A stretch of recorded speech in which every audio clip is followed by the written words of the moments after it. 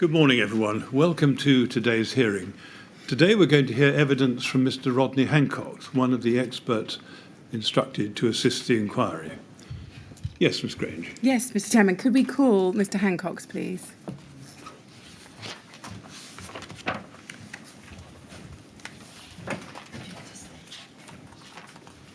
Good morning, Mr. Hancox. Good morning. I understand you're going to make the affirmation, and it should be there on the screen in front of you. It is. Good. Would you read out the words, please? I do solemnly, sincerely, and truly declare and affirm that the evidence I shall give shall be the truth, the whole truth, and nothing but the truth. Thank you very much. Please sit down and make yourself comfortable.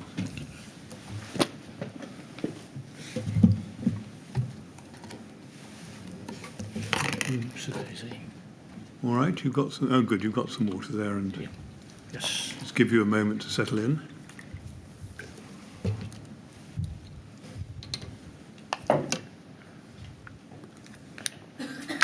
Right. Right. Yes, Ms. Grange. when you're Yes, ready. thank you. Yes, thank you very much, Mr. Hancox, for coming to the inquiry today to assist us with our investigations. It's very much appreciated. If you have any difficulty in understanding any of the questions I'm asking you today, please just ask me to repeat the question or put the point in a different way.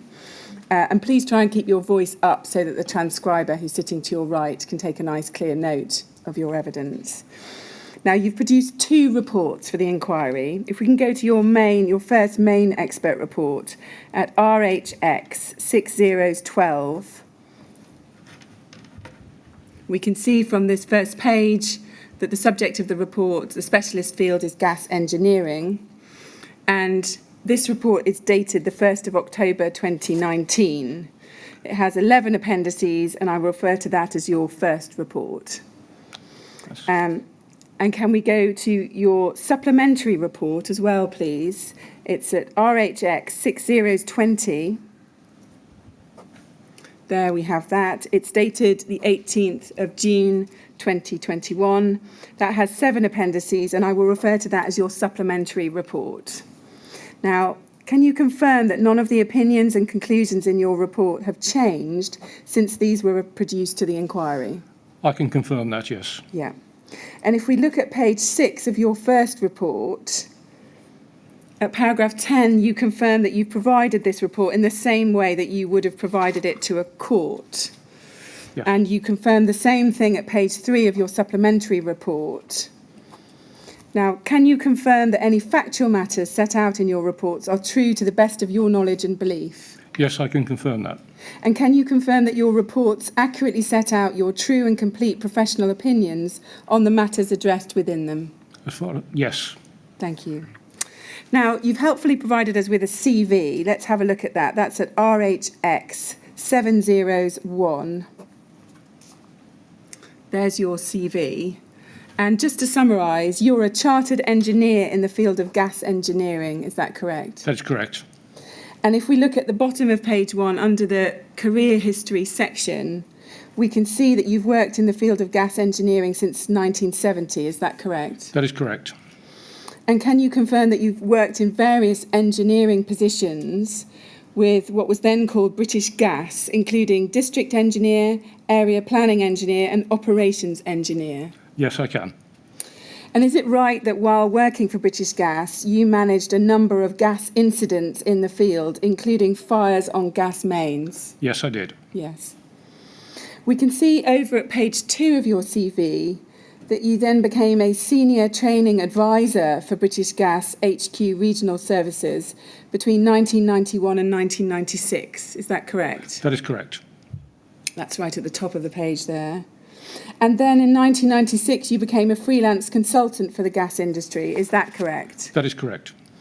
And between 1999 and October 2007, you were a senior engineering consultant with Exoteric Gas Solutions. Is that right? That's correct. And is it right that you've worked in various organisations, including your own, as a consultant to the gas industry since that time? Yes, I've had a fair number of clients. Yes, thank you. And in your role as a consultant to the gas industry, do we understand correctly that you have written and audited a number of gas safety cases for gas transporters? I have written them for a number of gas transporters, and I have audited for one of the independent gas transporters over a number of years. Yes, thank you. And we'll come back in a moment to what a gas safety case is. I'll ask you some more questions about that. Actually, let's do that. Sorry, let's do that now. Can you just explain what a gas safety case is? A gas safety case is meant to, the gas transporter or gas conveyor is meant to state what they do to manage their gas network safely. Yeah. And in so doing, they are meant to follow what they do. So it's not an aspirational document, it is a statement of what they actually do. Yes. And it covers the whole range of safety activities regarding the safe flow of gas. Yes. And does it deal with how they will deal with escape and supply emergencies? Yes. And its standards and procedures in relation to those? Yes. Thank you. And that's a requirement under the Gas Safety Management Regulations 1996, is that correct? Yes, it is. Yeah. And it's produced to the HSE and resubmitted every 3 years, is that correct? It is produced to the HSE. Every 3 years, a report has to be done Yes. of a review. Yes. If there are material changes, then the safety case has to be resubmitted. Thank you. But if there's no changes or the changes are not material, then just the report is sufficient every Yes. 3 years. Thank you, that's very helpful.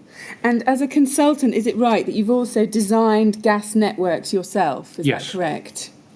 And we can see on page 2 of your CV that there's a header, October 2007, Director Gas Distribution Solutions. We have that there. Yes. And is that your own consultancy? Yes. Yeah.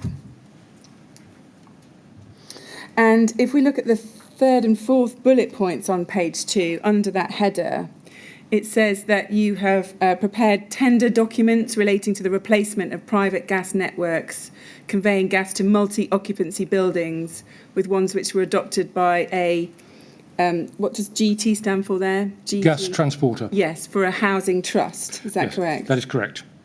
And below that, in the next bullet point, you say your assignments have also included indicative designs of 3 replacement gas networks conveying gas to multi-occupancy buildings for a London borough for inclusion in tender documents prepared by their lead consultant. Is that correct? That is correct. So these assignments show, do they not, that you have designed gas installations for multi-occupancy buildings? Yes. Thank you. And just back to the first page of your CV, just one page back, just under qualifications, we can see that you're a member of IGEM. Is that correct? Yes. And under participation in IGEM activities, we can see you are currently the chairman of some technical panels. Is that correct? That is correct. And IGEM is, we've heard it from the other factual witnesses, it's the Institution of Gas Engineers and Managers. Is that right? That is correct. Yeah. And that's the professional body for gas engineers. Is that correct? That is correct. And does it publish technical standards which cover safety, regulation, knowledge and best practice? Yes. And are those IGEM standards, so far as you're aware, highly regarded in the industry? I believe so. Yes. And those standards are routinely adopted by the gas industry professionals as the standards to which they work on a day-to-day basis. Is that correct? That is correct. Yeah. And one of those standards is a standard we've referred to a number of times already in the last few days, is IGEM G5. And we can see on your CV that you are the current chairman of the IGEM G5 third edition. Is that correct? That is correct. So is this right? The current edition of IGEM G5 is the second edition, which was from 2012. Correct. And do we understand correctly that you're the chairman of the panel that is currently working on the updating of the next edition of that standard? That is correct. Yes. Is there a date when the G3 standard is likely to be published? Is that? I'm hopeful that it will be published in September. Yes, of this year. Thank you. This year. Yeah. So can we take it from all of that you have extensive experience on the safe supply of gas? I believe so. And also particular expertise in the supply of gas to multi-occupancy buildings? I believe so. Yes, thank you. Now, just a little bit more on the legislation, regulation and standards, because you were asked in your expert report to explain the background to the relevant legislation, regulation, standards, guidance governing the gas supply to Grenfell Tower. Now, I think you tell us in your report, and I just want you to confirm, that before the 1st of December 1972, it was the London Gas Undertakings Regulations, as amended in 1954, which applied to the supply of gas in the Royal Borough of Kensington and Chelsea. Is that correct? That is correct. And you described those regulations in your first report as very prescriptive. Yes. Can you just explain exactly what you mean by that? It would stipulate that an inspection interval would be exactly 2 years. It would stipulate that a valve would be of a particular type. Yes. It would give no latitude to the engineer, strictly speaking, to deviate from that or to get employ a better product. Yes. Yes, I understand. And did they also have detailed specifications of, for example, how pipework should be constructed to comply with those regulations?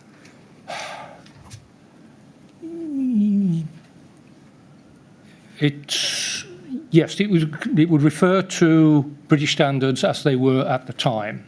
Yes. And sometimes with a bit more detail as well. Yes. Now, it's right, isn't it, that the 1st of December 1972 was an important date for gas regulation, is that right? Yes.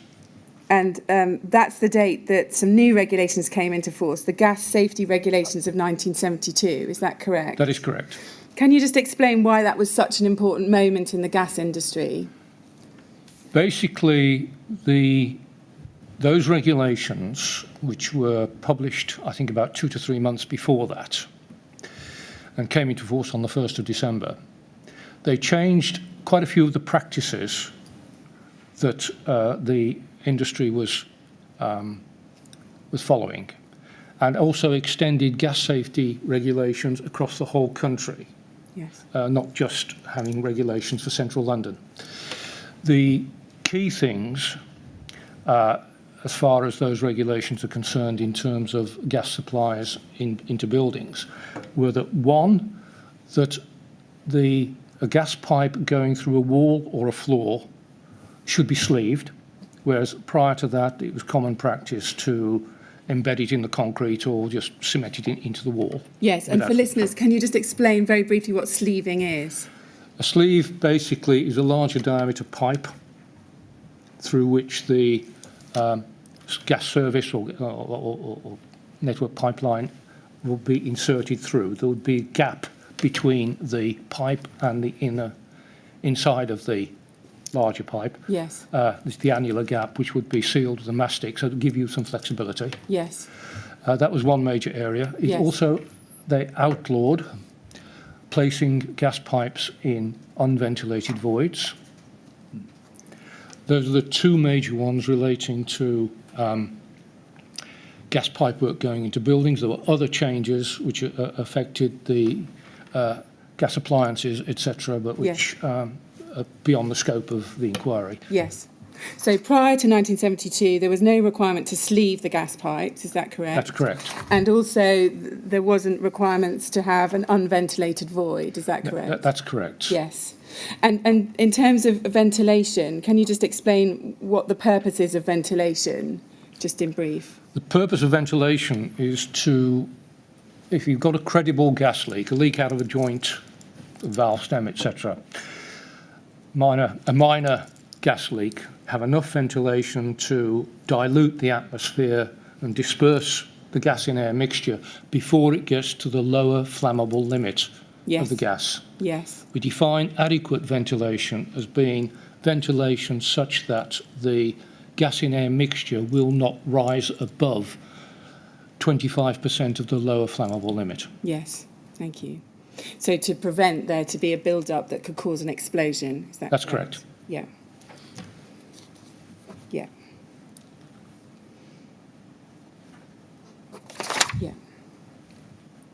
Now,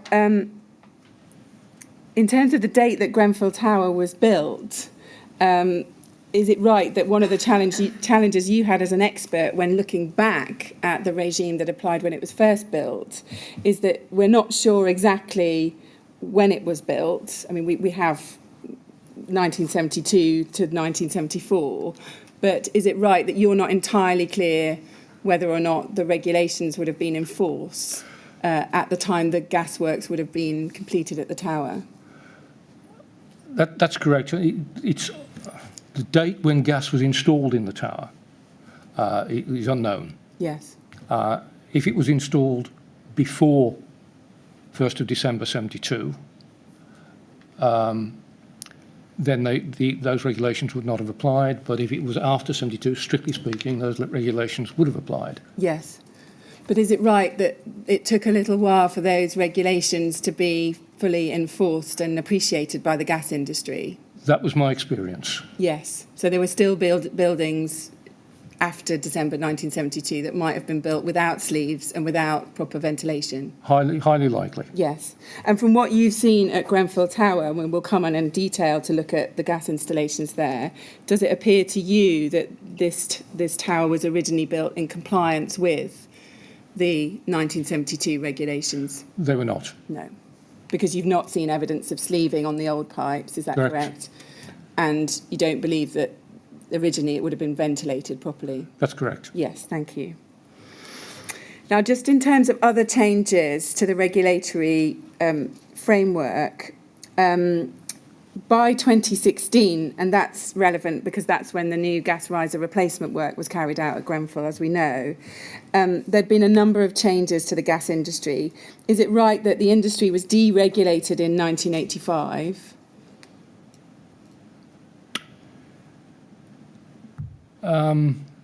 Deregulated? Yes. There was privatisation. It was privatised, yes. Yes. And from then on, there was no longer just one big gas undertaker. Is that correct? By 2016, there were many gas transporters. Is that right? 2016, there were many gas transporters, yes. Yes. And is it right there are around 8 regulated distribution networks, and Cadent operates 4 of them? Yes, distribution. Using that terminology, yes. Yes, thank you. And can you just help us as to who monitors the gas transporters? Is it right, first of all, that the Health and Safety Executive Energy Division is responsible for the health and safety of onshore gas distribution and supply? That's my understanding. And is it right that the HSE does oversee gas transporters' measures for safety? Yes. Yeah. And we also know that Ofgem monitors pricing matters. Is that correct? Yes. For the gas industry? Yeah. And in terms of the legislation and regulations that would have applied in 2016 when the new gas riser, the replacement riser, was built, by that time, the primary legislation was the Gas Act 1986. Is that correct? As amended, yes. As amended, yes, thank you. And there were also 3 other sets of regulations. The Gas Safety Management Regulations 1996. Yes. The Pipeline Safety Regulations 1996. Yes. And also the Gas Safety Installation and Use Regulations 1998. Is that correct? That's correct. And taken together, is it right that those replaced the Gas Safety Regulations in 1972? Yes. Yes. Now, in terms of how they applied to gas services, is it right that the location of the ECV, the emergency control valve, is a key point in the infrastructure because the gas transporter is responsible for the pipework upstream of the ECV, so the service is going into the building and the risers through it? Is that correct? That's correct. A meter asset manager would be responsible for the gas meter itself, where the ECV is. Is that correct? That is correct. They'd be working on behalf of the gas supplier. Yes, thank you. So the Gas Act responsibilities there tend to actually come under the gas supplier. Yes, I understand. Yes. And then is it right that the landlord is responsible for everything else downstream of the outlet of the ECV, the emergency control valve? Is that correct? The landlord or the household owner Or the consumer. Or the consumer. Yes, I understand. Now, and is it right that in the industry, everything upstream is referred to as service pipe work, and everything downstream of the ECV is called the installation pipe work? Is that right? Yes. Yes. We'll do that. And is it right that that division broadly is set out in the regulations? Yes. Yeah. And is it right that in terms of Cadent and Trio's work on residential supply 2, i.e. the new gas riser, it was the Pipeline Safety Regulations 1996 that was the most important piece of regulation? Yes. And you describe those Pipeline Safety Regulations 1996 as being in functional form or goal setting. Again, can you explain exactly what you mean by that? It lays out the overall principles, safety principles. You should be, for example, you should be able to inspect and maintain. It doesn't tell you how to do it. Yes. Yes. And is that where other pieces of guidance, like the IGEM guidance, come into play? Yes. Yes, I understand. Yes. And is it right that the HSE itself also issues guidance for the gas industry, including detailed guidance on regulations? Yes, they do have guidance documents. Yeah. And as we've just mentioned, we've got the IGEM publishing technical standards for the gas industry. Would you say that in 2016, the industry would have regarded the IGEM standards as the primary or the most important guidance for the gas industry? In this field, yes. Yes. Yes. Nonetheless, would you have expected gas engineers in 2016 to also be familiar with, first of all, relevant HSE guidance? Yes. And other relevant standards that might be referred to, such as those from the British standards that are relevant to gas? I would have expected them to be able to access them if they felt necessary. Yes, I see. So see where they were relevant and then go to them as and when required? Yes. Yes, I understand. Now, just moving on now to discuss the gas engineer's knowledge of the building regulations and the associated practical guidance in the approved documents, including approved document B on fire safety. You mentioned and you discuss in your report some very specific sections within approved document B, which deal specifically with gas piping and ventilation of shafts. And we'll come to look at some of those in due course. For example, sections 8.40 and 8.41. Yes. Yes. Now, would you have expected a gas engineer in 2016 to be familiar with those particular sections in approved document B? So those ones that are directly relevant to gas installation work or gas ventilation? Yep. Those are the specific that you would find on a word search, gas and pipe. Yes. Yes. Would you have expected a reasonably competent gas engineer in 2016 to be familiar with all the other guidance in approved document B? No. Was there a presumption in the gas industry that what you had to do was comply with the IGEM standard and that this would mean that you would automatically comply with all other regulation, including the building regulations? Yes, probably. Yes. Yes. In your opinion, was that a reasonable and acceptable approach for a reasonably competent gas engineer to take, say, in 2016, 2017? At that time, yes. Yes. And you say at that time. Why do you qualify your answer that way? We've learned a lot since. Yes. And does that mean you've learned a lot since the Grenfell Tower fire? Yes. Yes. In 2016, would a gas engineer have expected their work on a replacement riser to be controllable work under the building regulations and subject to building control approval? No. No. Now, as we heard in the evidence of Mr. Dolan, RBKC Building Control appeared to think that the works on Grenfell were a repair. In your experience, was that a common position taken by Building Control when it came to gas riser replacement work? As far as I am aware, it was. I never had any dealings with Building Control. Right. Yes. To be fair. Yes. No, thank you. That's helpful. Now, In your first report, you were asked to give your opinion about what occurred on the night of the fire, the 14th of June, during the fire. And the chairman heard evidence about this in phase 1 and made certain findings. But just briefly, I just want to run through some of the conclusions that you've reached in your report. Now, we know that on the night, Cadent identified that there were 3 mains supplying gas to the tower, and all 3 had to be cut off to shut the gas down completely. Is that right? That's correct. Yeah. And we know they achieved that by manually digging down to the mains and cutting or isolating each of them at 3 isolation points. Is that correct? That's correct. And the chairman made some findings in his phase 1 report, including the fact that he concluded it was not an option to operate the gas governors, as they were known at the time, in order to try and isolate the gas supply. Can you just help? What are gas governors, and can you explain why those would be unsuitable as emergency isolation points? Basically, the governor installations, or if you like the pressure reduction installations, like the one at Latimer Road, particularly in the middle of summer where there's no heating load, highly integrated network. If you shut that one down, the other pressure regulating installations in West London would have just taken over supply to the area. Yes. You'd have had to have shut down, I suggest, the whole of West London if you were going to do that. That would have taken days. Yes. And restoration would have taken weeks. Yes.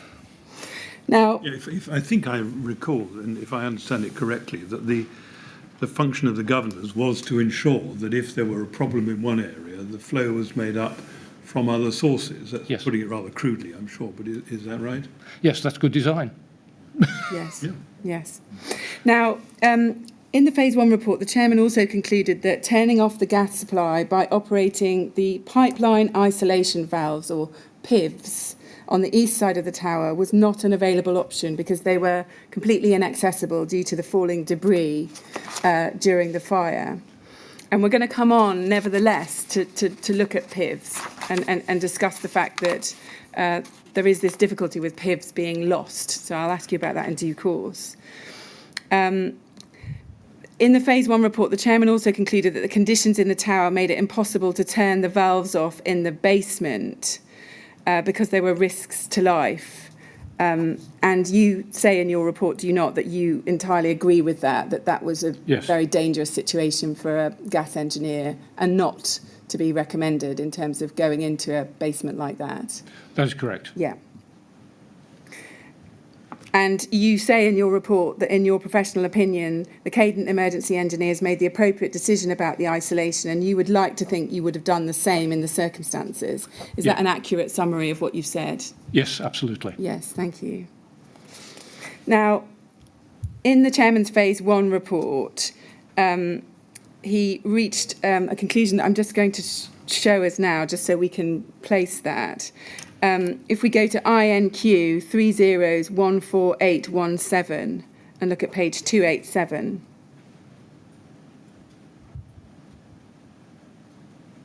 And if we look at paragraph 34.15 at the bottom, it says there, it was thought at one time that the supply of gas to the tower might have played a significant part in the outbreak and development of the fire, but as a result of the investigation carried out in phase 1, it's become clear that that was not the case. Although the supply of gas allowed fires within individual flats to continue to burn until it was shut off at 23:40 that day, that's the 14th of June 2017, its contribution to the fire, which consumed the tower, appears to have been minimal. However, some works associated with the installation of the new gas riser were incomplete and may have contributed to the spread of smoke. In those circumstances, it will be necessary at phase 2 to consider whether the installation of the gas services complied with the relevant regulatory regime, but the focus of those investigations can be relatively narrow. So that set the kind of platform for the work that's been done at phase 2, and you've assisted us with identifying whether or not the gas services complied with the relevant regulatory regime. Is that correct? That's correct. And let's move on to that now. So I'm first going to ask you about some non-compliances that you've identified that are relevant to isolating gas in an emergency, even though in this particular incident they didn't play a role. And I want to start by asking about the PIVs, the pipeline isolation valves.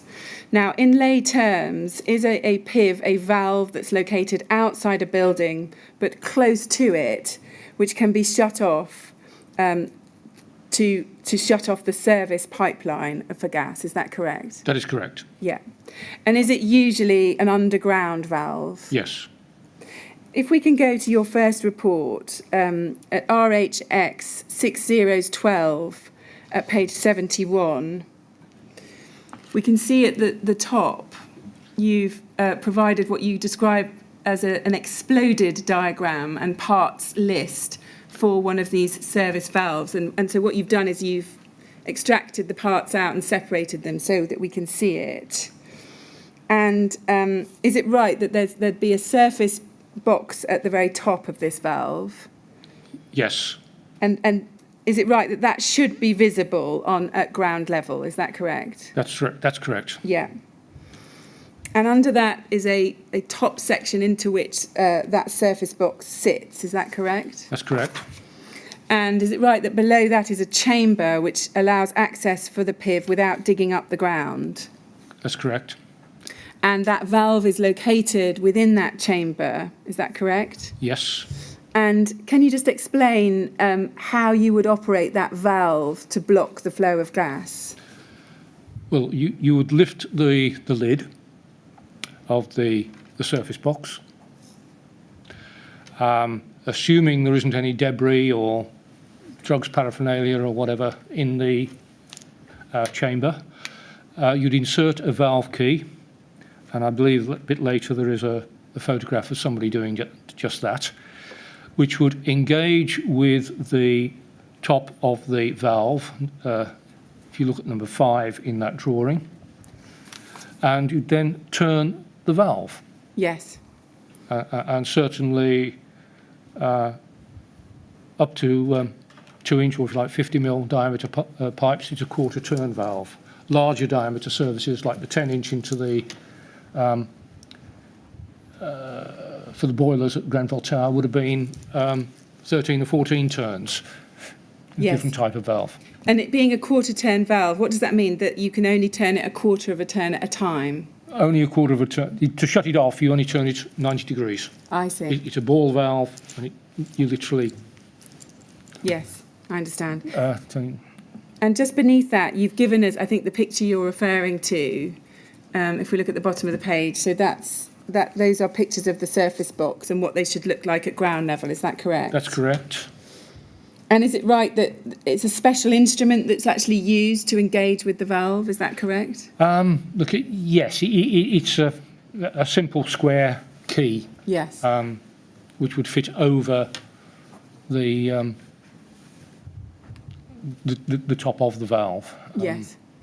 And are these pipeline isolation valves, these PIVs, sometimes called service isolation valves? Yes. Yeah. And typically, how far beneath the surface, or beneath the, let's talk about the valve plate on the top, the valve cover, how far down is the... Well, the valve cover is obviously at the surface, the top box. The valve itself will be 600 mil, I think between 600 and 750 mil, so 2 foot, 2'6". So would someone reaching in with an arm be able to activate that valve? They'd have to be jolly, have very, very strong fingers to do that. Oh, right. Okay. It's, I suppose, theoretically possible. So how does it actually work in practice then? Well, you have the valve key, you've got a nice handle on it. I see. So you operate the handle at Yes. high level.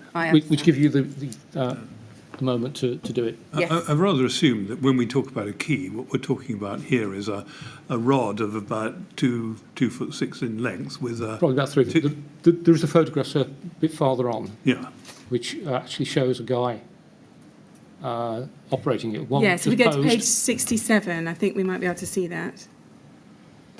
Is Yes, that there we it? are. Yes, thank you. Yes. So that's him operating a PIV, is Yes. that correct? Yes, thank That's you. right. And can you confirm that it was a legal requirement for all three of the service pipes into Grenfell Tower? So that's the landlord supply, residential supply 1 and residential supply 2 to have a PIV installed? Yes. Yes. Yes.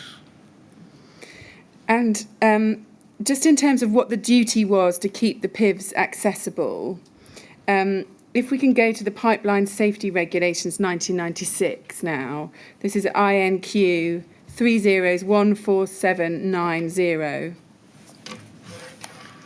This is a copy of those regulations. And if we go to page 7, we can see Regulation 13 there. It says, the operator shall ensure that a pipeline is maintained in an efficient state, in efficient working order and in good repair. Do you see that there? Yes. And is it right that if we go up to Regulation 3 on page 3, that we get the definition there of the meaning of a pipeline?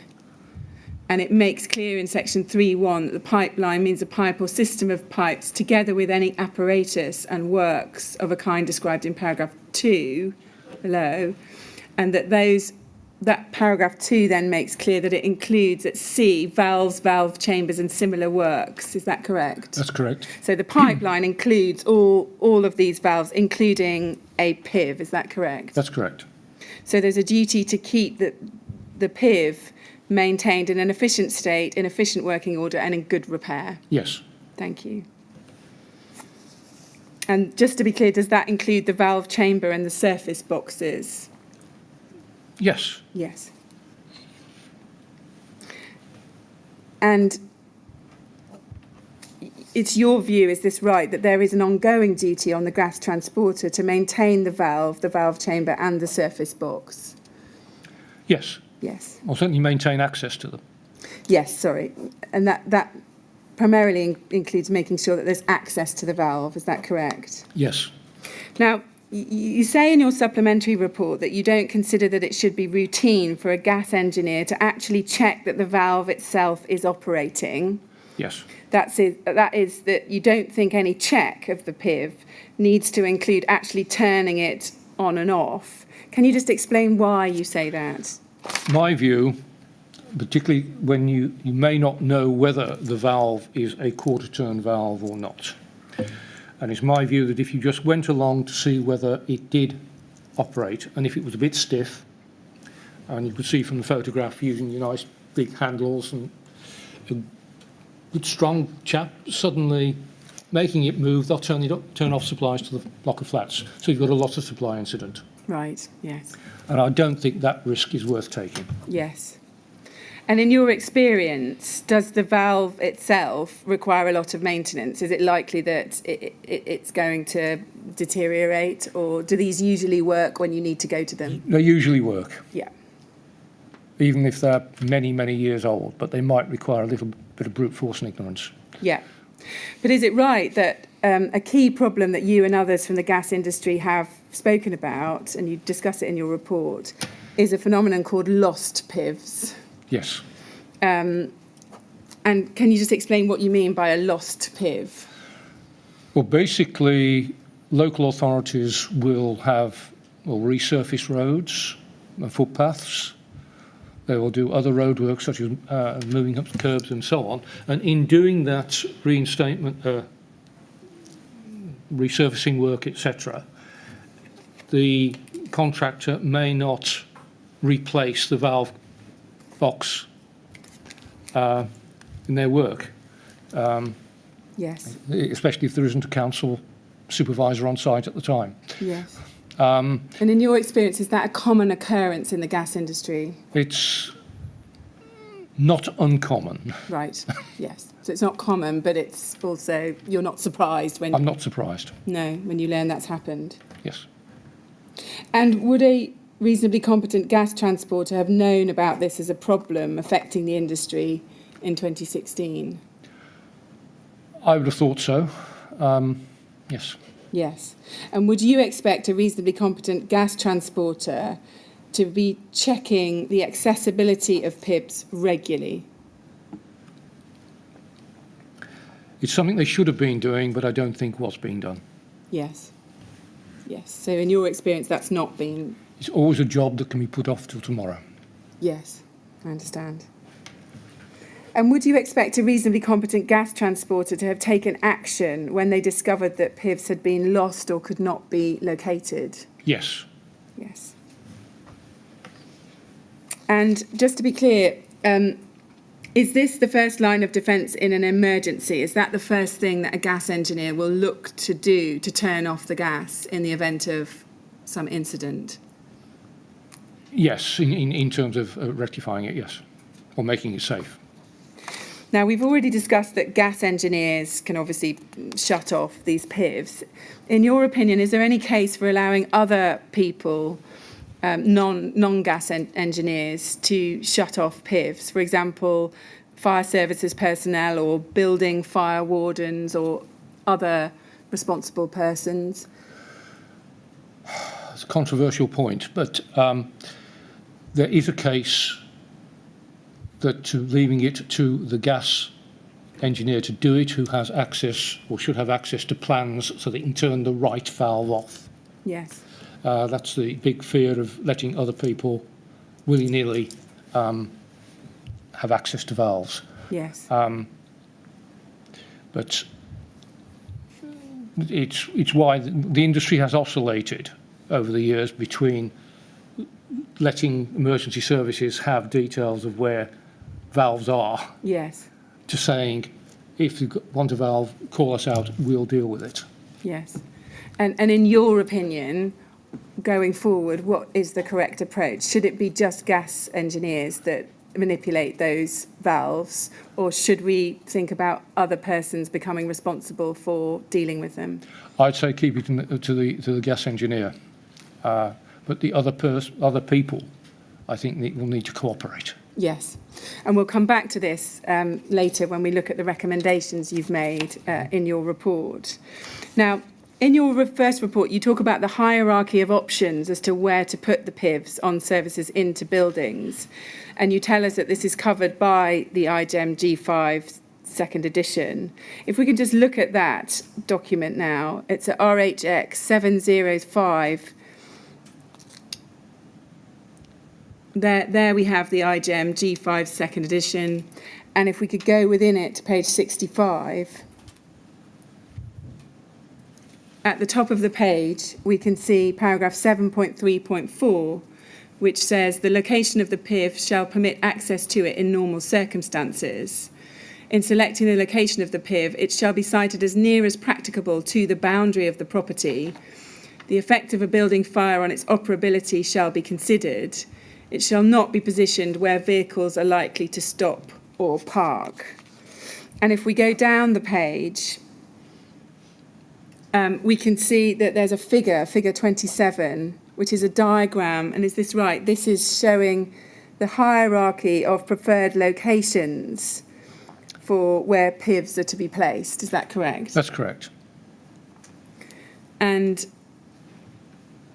is it right that, so what this does is tell you what the best locations are, and then working outwards what other locations might be? Is that correct? Yes, location, at the end of the day, the choice of the location will depend on a number of factors, like where the gas main is, for a start.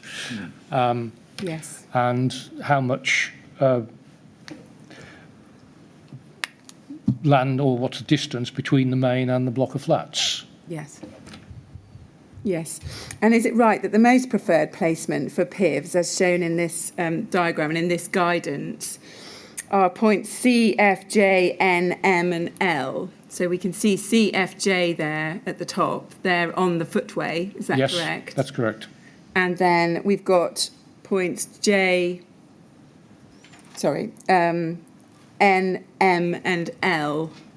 So they are kind of behind the flats, is that correct? Yes. But not far away from another footway that we can see at the bottom of the page, is that correct? Yes.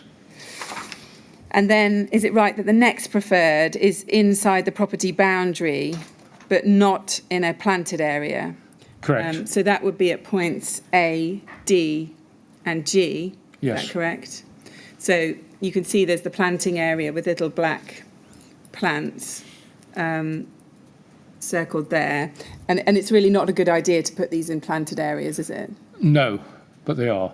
Right. So is it not uncommon to find that someone has planted around a PIV and in due course Yes. that becomes lost because of the planting?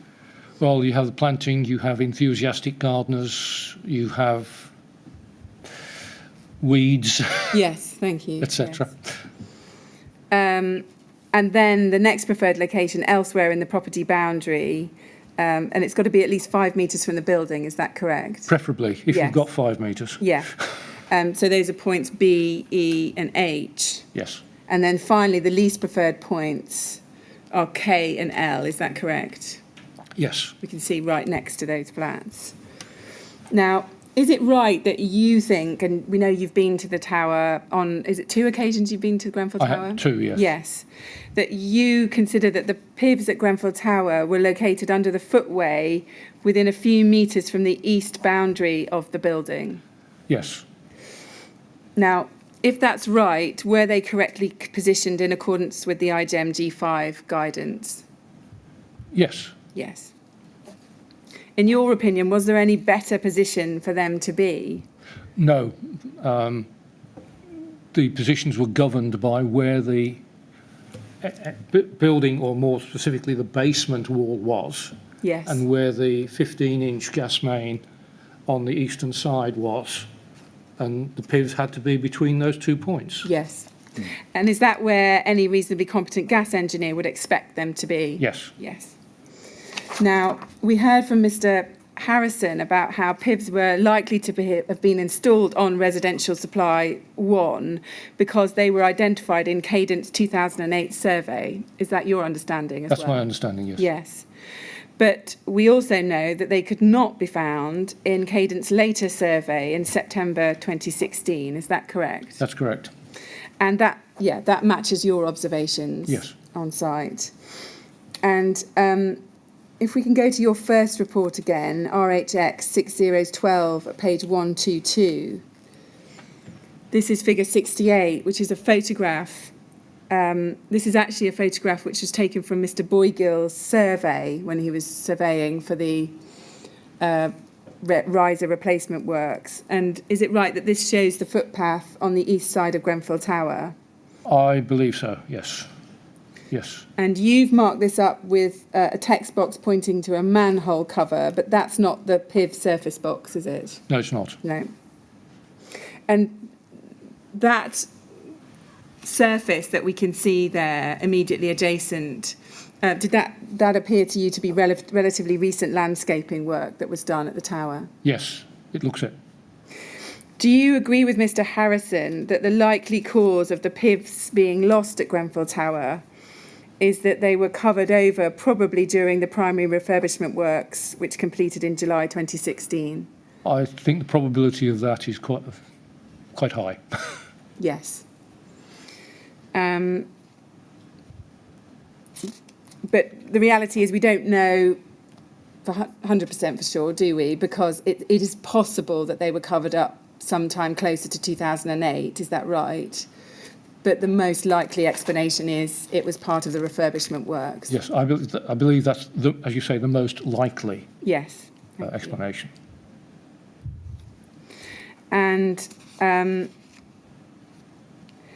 PIVs on residential supply 2 now, they would have been installed after any landscaping works, is that correct? Because that work was taking place in 2016 and 2017.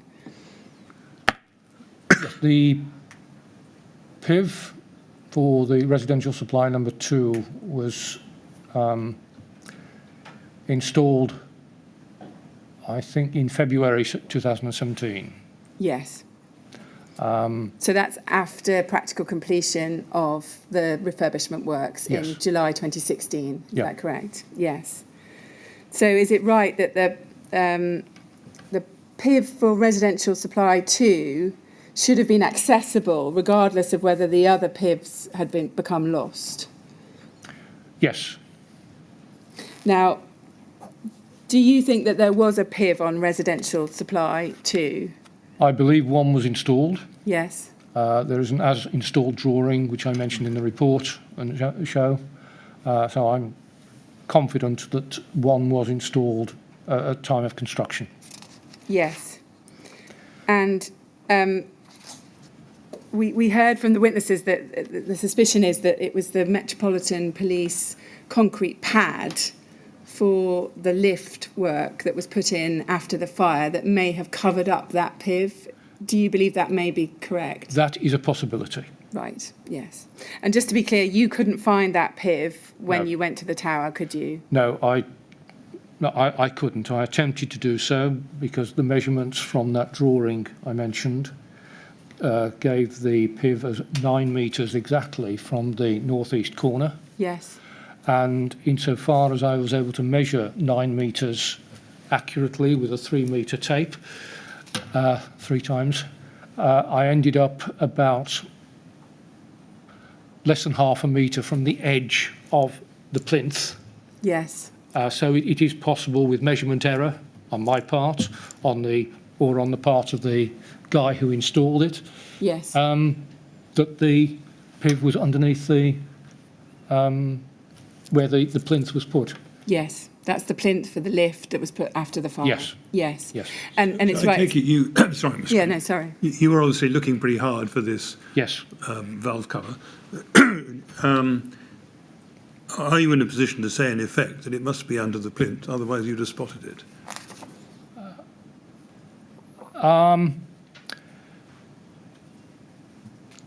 I don't know, because it is quite possible that something happened in respect of the reinstatement of the area after the gas residential supply was put in.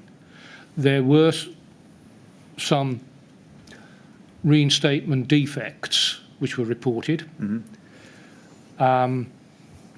Is where the blocks had been taken up and tarmac had been put in place.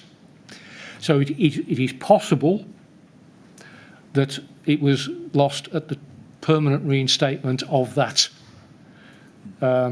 area, but I don't know.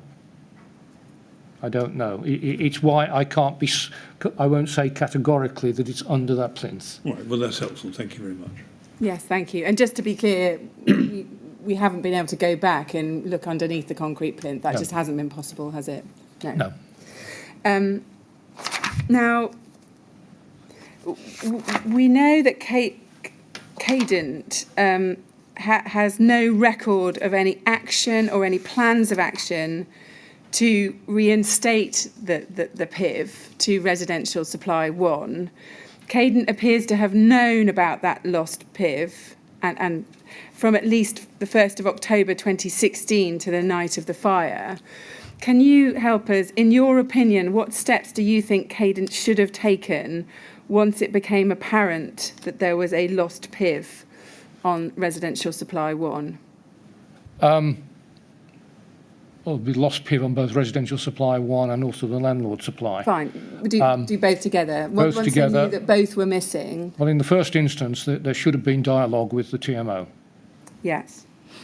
And from that, investigations and a valve box reinstated there. Yes. And that would have involved effectively taking out some of the blocks, cutting those blocks to fit around the new top box. Yes. And in what time frame do you think it was reasonable for Cadent to be expected to have reinstated those PIVs after they were discovered to be missing? I think if it was not done in, say, 6 weeks, it wasn't going to be done. Right. So I would say 6 weeks they made the decision to investigate it before Christmas, so it should have been done January, February. Yes. Yes. So we know this didn't happen on the night of the fire because there was all the falling debris, but had someone gone to try and use that PIV on the night of the fire, the work still hadn't been done by that point. That's correct. Yeah. Now, just briefly now about some other valves that you might find on a service pipeline. There's something called a branch isolation valve, is that correct? Yes. And they've been required on service pipework since well before the 1972 regulations, is that correct? Yes, they've been referred to one way or another in various standards, yes. Yes. And if we just look at a photograph, this is in Mr. Harrison's exhibits at CAD 402993. These are photographs of the 4 BIVs, the branch isolation valves. And is that for each of the 4 branches up into the 4 corners at Grenfell Tower of the gas pipes for residential supply 1? Yes, yes. And is it right that these are turned by activating a yellow wheel that we can see on some of these drawings? Yes. Yeah. And there's also something called an inlet isolation valve, is that right? Yes. Can you just help us as to what the inlet isolation valve, or IIV, what is that and what does it do? It's a valve that is fitted immediately on the inside of the outside wall, where the pipe goes into the building. It would allow a competent person to shut off supply to the any risers. If they could get to it quickly, probably quicker than if you got to the pipeline isolation valve. So it is a secondary point for emergencies, but more specifically for maintenance, if you needed to shut down the system for maintenance purposes. Yes, thank you.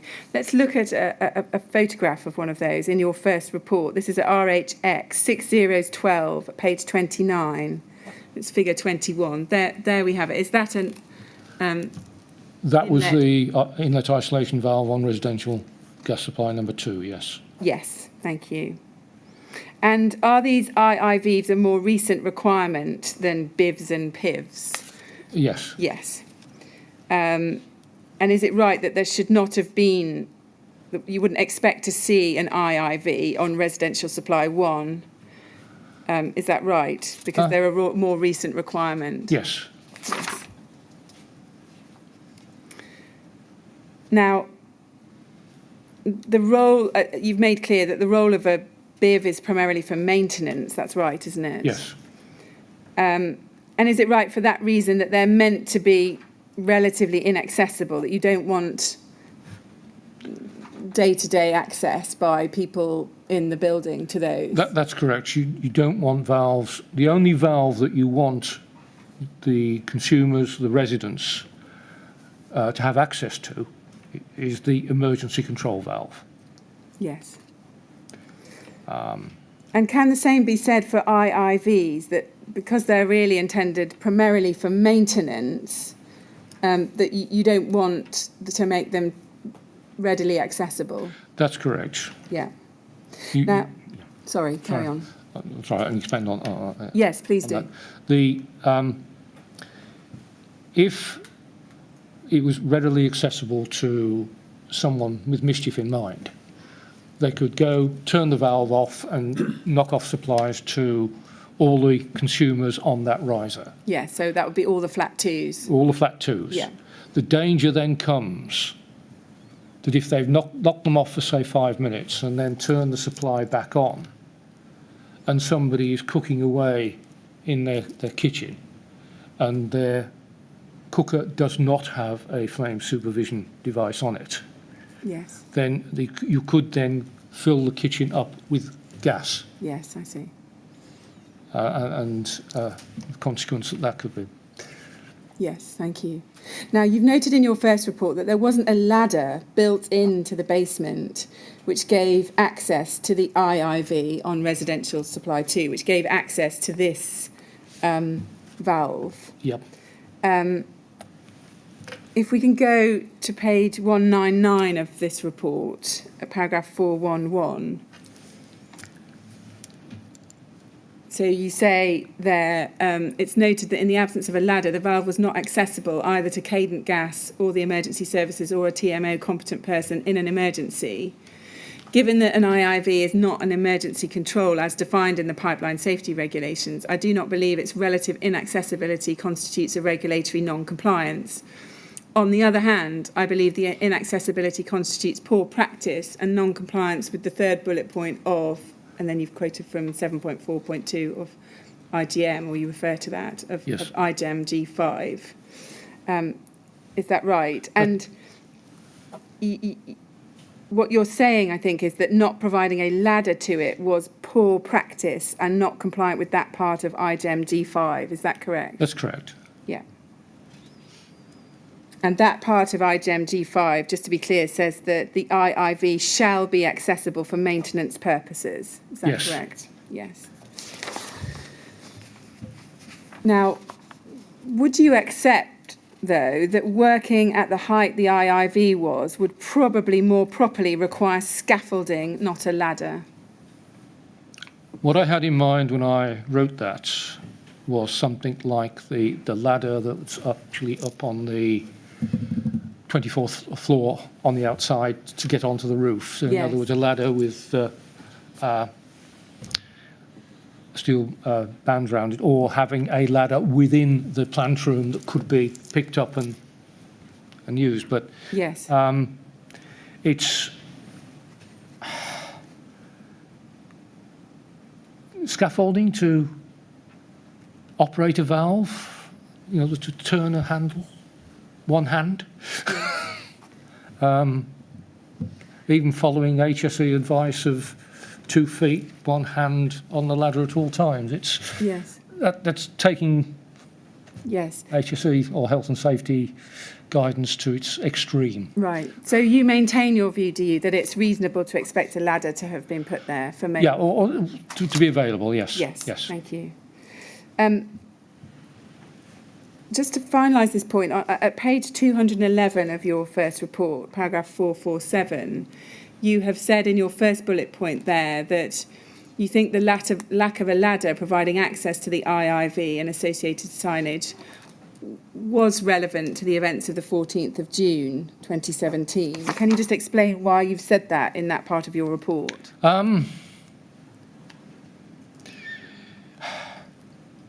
It's a factor to consider. You could argue that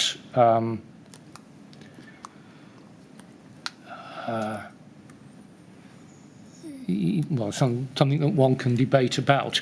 But having said that, if the ladder was there and if they'd been able to get in to the basement early, then they could have operated it. Yes, but it's right, isn't it, that would have only isolated residential supply 2, not residential supply 1. Yes. Is that correct? Yes. So it's a pretty minor... It is a minor point. If at all. Would you agree with that? Yes. Thank you. Now, I want to turn now to the topic of inaccurate maps. In your first report, you discuss some inaccuracies with the maps of the gas network, and I'm going to ask you about that now. If we can go to CAD 402174.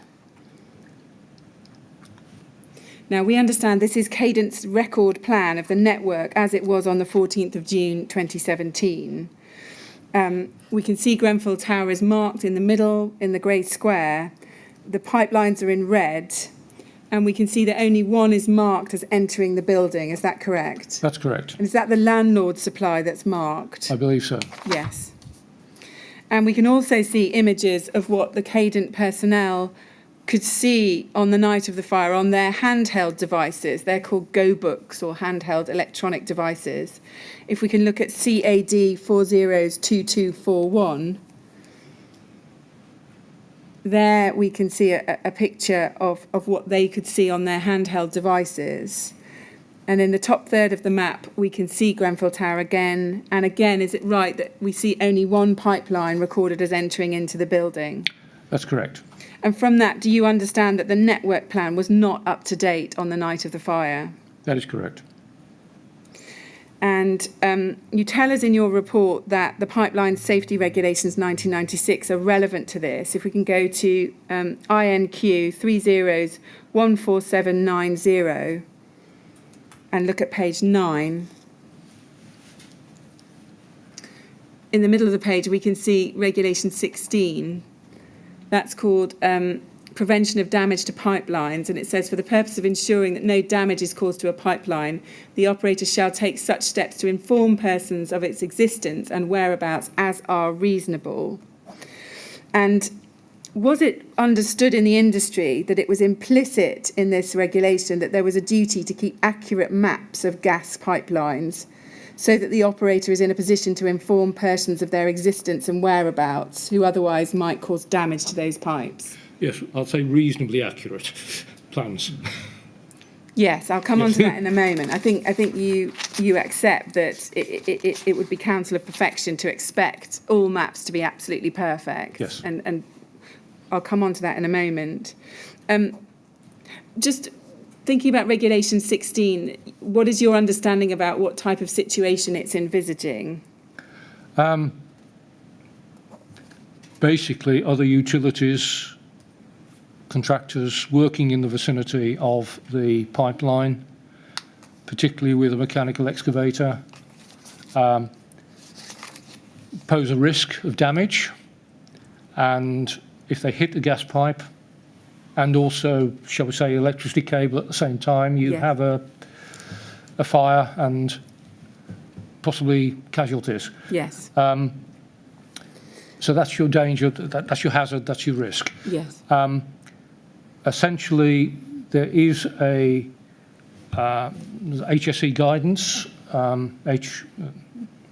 G47, about the use of plans, the use of tracing equipment and safe digging practice to locate other utilities plant. So the first instance, if you've got a plan that says there's a pipe somewhere here, Yes.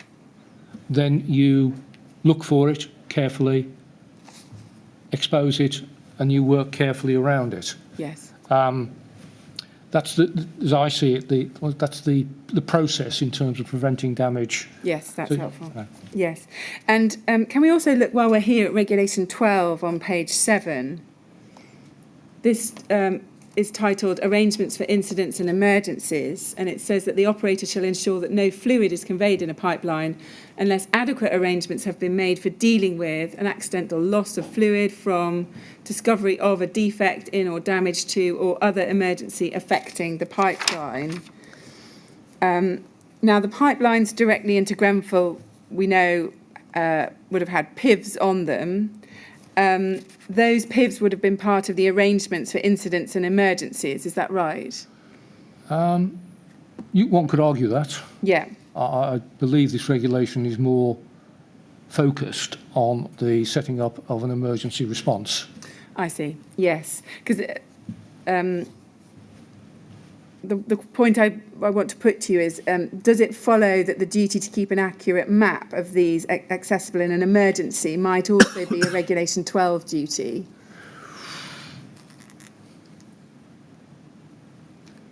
I think you could make an argument out to that effect.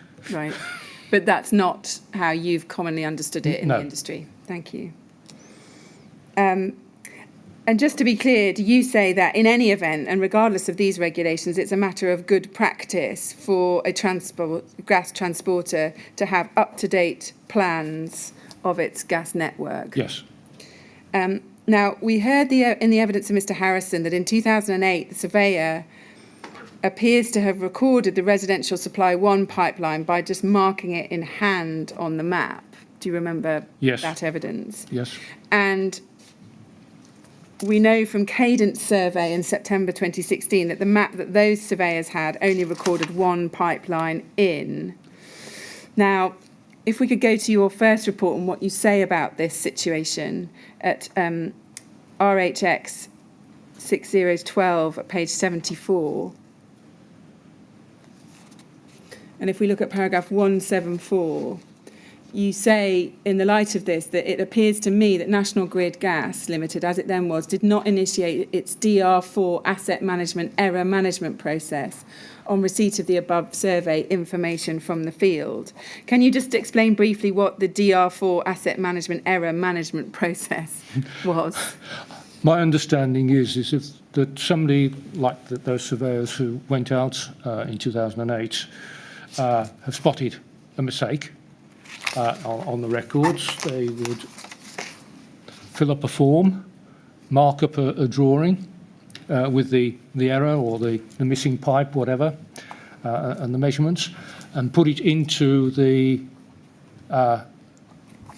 office for that information to be then transposed onto the digital records and the plans that are used by National Grid. Yes. And would you have expected the network plan to have been updated to show all 3 pipelines into Grenfell Tower by the 14th of June 2017? Oh, yes, definitely. Yes. And is that so even though residential supply 2, all the works associated with that hadn't been completed by the 14th of June? Would you have nevertheless expected there to have been an accurate plan showing that pipeline physically going into the building, given it was there by that time?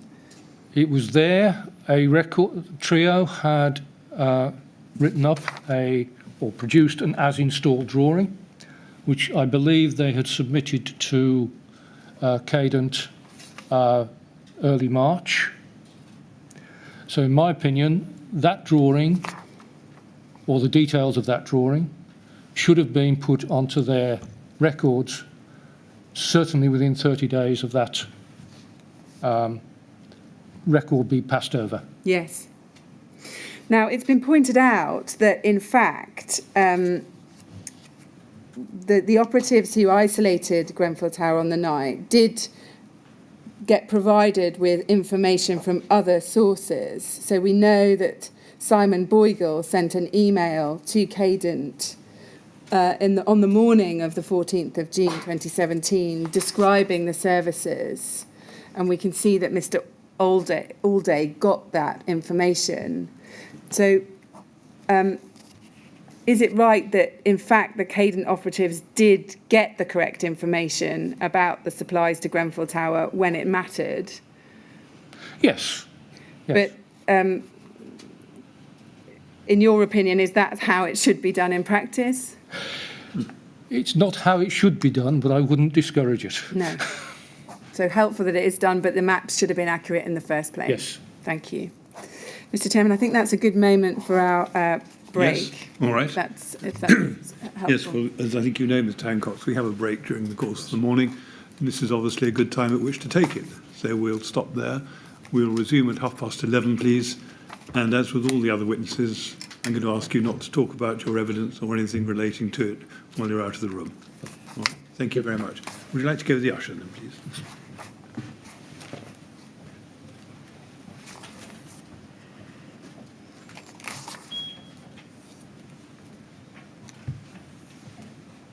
Thank you very much. 11:30, please.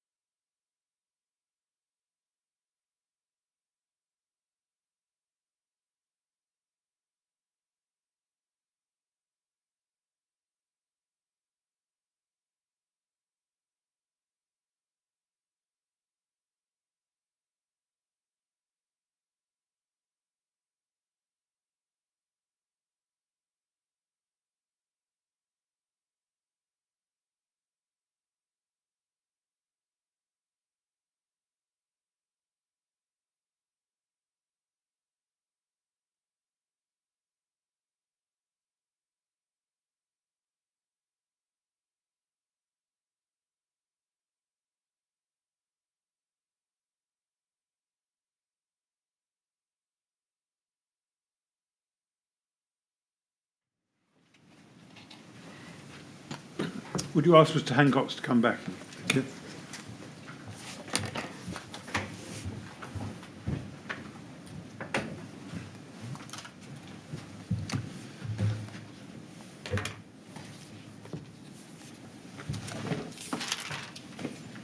Right, Mr. Hancox, all ready to keep going?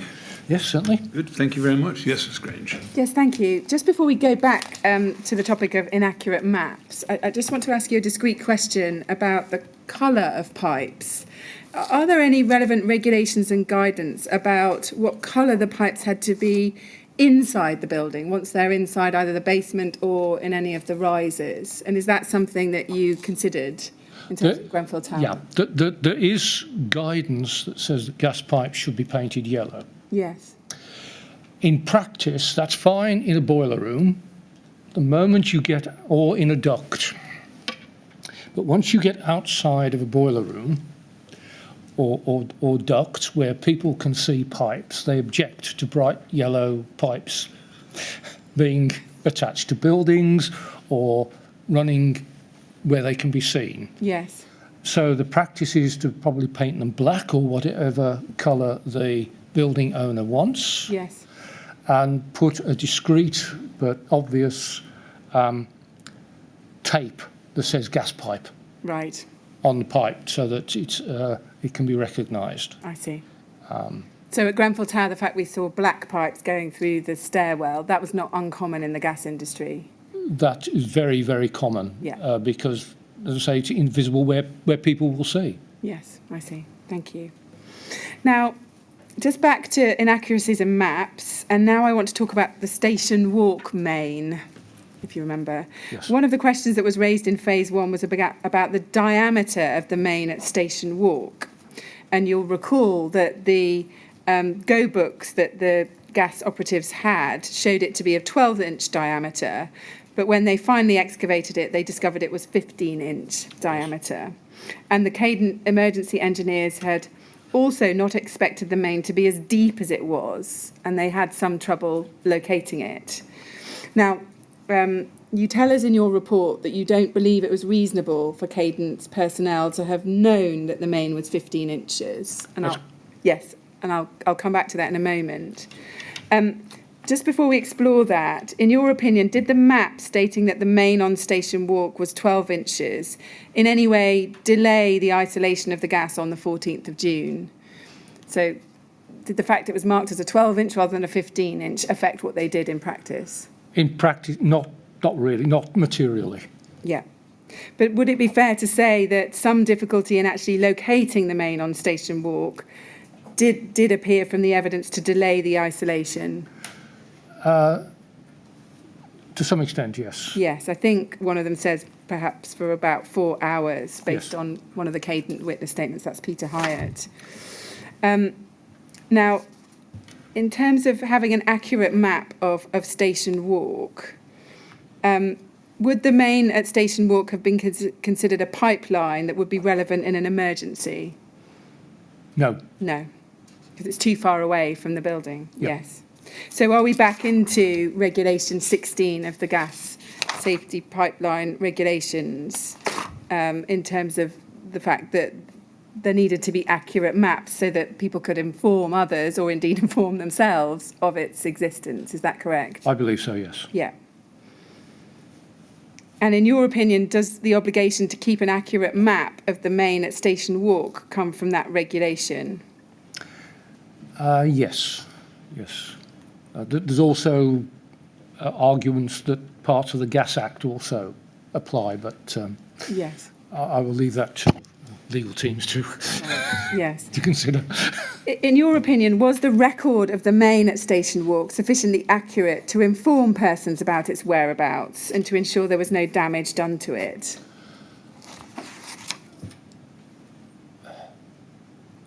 Yes, it showed that there was a main in that vicinity. Yes. And if we need to consider in detail, then yes, we can start looking at history. Yes. And in your opinion, was it reasonable to have expected Cadent to have updated its maps with the precise location of that main by the time of the fire? No. And can you just briefly explain why that was? Well, they would only needed to have updated location details if they had to have worked on that main in the recent past. Yes. A 15-inch ductile iron main was probably laid in the 1950s Yes. or 60s, possibly 1970.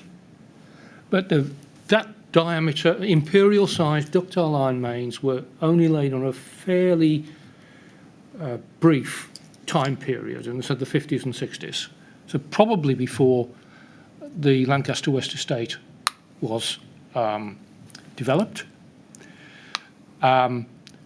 It probably, if that is the case, it would have been, I suspect, it would have been laid to lines and levels appropriate at the time of laying. Yes. And to reference points that were there at the time. Yes. Now, what then happened with the development of the Lancaster West Estate could well have resulted in the ground above the main being built up.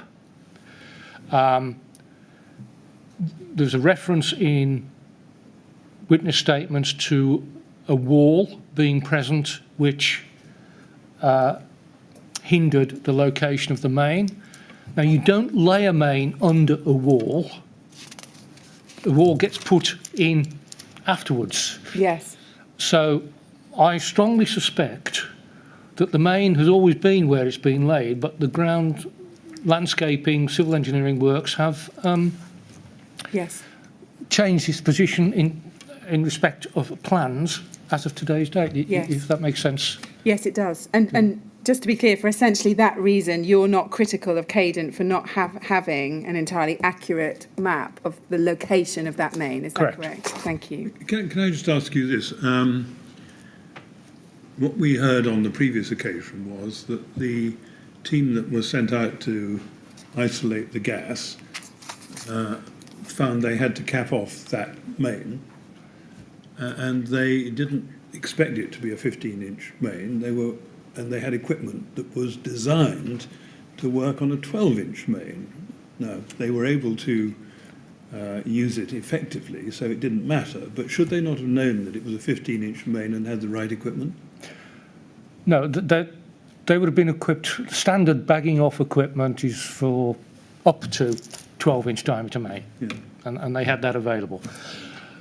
15-inch is held at a central location miles and miles away. I think they called it PME. And they would be called in. And they did eventually turn up to actually do the bagging off.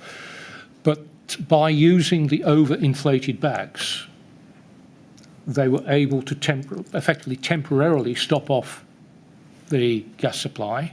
One can argue they took a bit of a risk with that, but in the circumstances that was justifiable.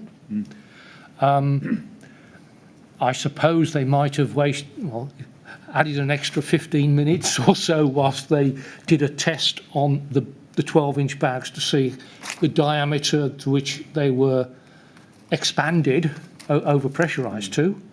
But you're talking minutes, not hours and time. I didn't for a moment in the team, who I think we all felt had done an excellent job. It was just a question of knowing what they were dealing with and finding that instead of dealing with a 12-inch pipe, they were dealing with a 15-inch pipe. No, they would have realised that when they got halfway round digging the main. Yeah. And somebody would have said, hang on, this is a bit Bigger bigger than what you were expecting. Yes. All right, thank you very much. Thank you. And just in general, are inaccuracies in maps of these types of mains, are they a big problem in the gas industry in your experience? Big problem. It's a problem which is basically kept generally under control, but Yeah. there'll always be occasions when you find some inaccurate records. The important thing is having a record. Yes. If there isn't a record, then certainly that can be extremely critical. But if there is a record, but there is inaccuracy, you need to look at, is that inaccuracy material? Yes. Really material in terms of safety of life and property, and you need to look at it on a case-by-case basis. Yes, thank you. In my opinion. Now, just briefly now, I want to ask you about the provision of a line diagram of the service pipes in the building. Have we understood correctly from your first report that you would have expected there to be displayed somewhere in the building a system diagram where the pipe supplies for more than one floor was shown, and also showing the route of the pipes to the flats within the tower? That's the ideal, yes. Yes. And I understand that you would have expected this to have been displayed at the location of the inlet isolation valve, the IIV, that blue valve we looked at earlier. That's the normal position, or obviously, being that high up in the air, you probably have it down at floor, well, sort of where you can see it from the ground. Yes, so the valve is kind of 5 metres up. You expect it to be underneath that valve at eye level. Yes. And who would you have expected to produce that line diagram in that location? I would have expected I would say the gas transporter, which would be Cadent, but it would be Trio, as everything's been handed to them. Yes. But I would have also expected there would have been should have been dialogue with the TMO about fitting it to their wall. Yes. And in your report, you tell us that there's no legal requirement to provide this, but you point out that in IGEM G5, in that guidance at 6.1.17, it specifies that consideration shall be given to the provision of a line diagram at each building entry IIV depicting the dwellings served by the particular network pipeline. Is that correct? Yep. Yes. And you believe it's good practice to provide such a diagram, is that correct? And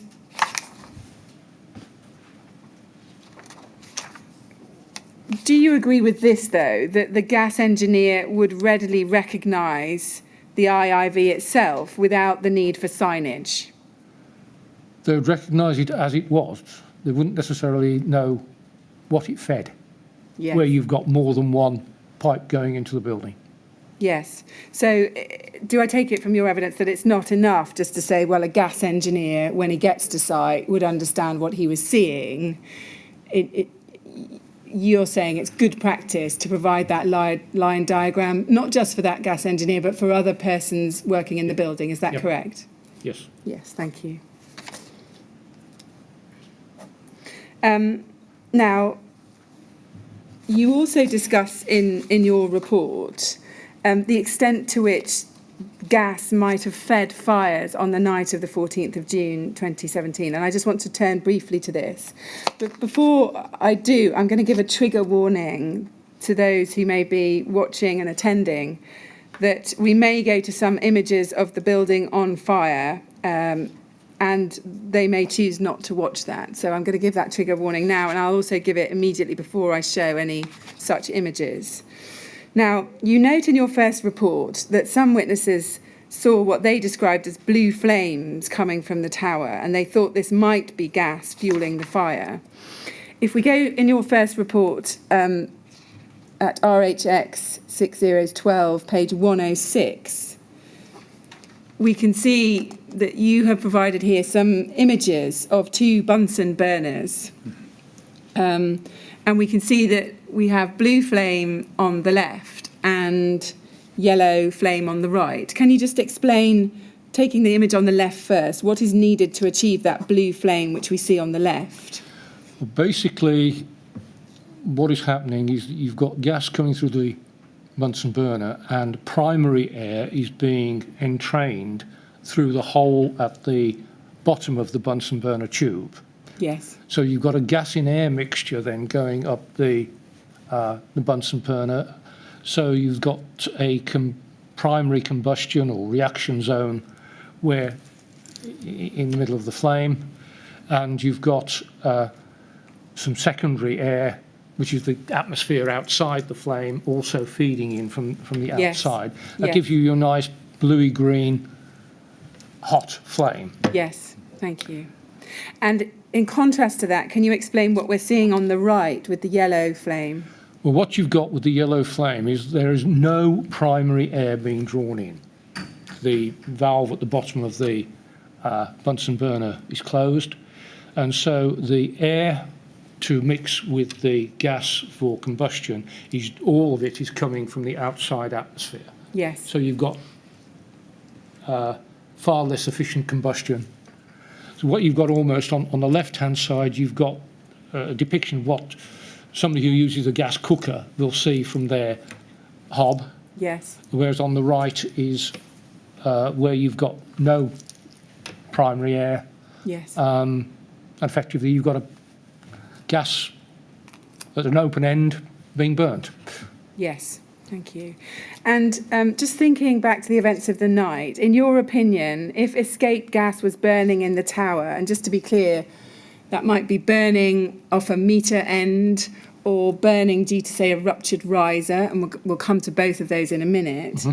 What sort of flame, in your opinion, would it most likely have? Yellowy. Yellow. It wouldn't have been blue because haven't got the primary air coming in. Yes. So where you've got some kind of open-ended gas that's on fire, because you haven't got somewhere upstream of that, a valve which is pushing in air and creating that nice mix of air and gas, you wouldn't expect to see the blue flames, is that correct? I wouldn't. Yes. Now, I'm going to give that trigger warning again now, because I'm about to go to an image of the tower on fire. If we can go to CAD 402970.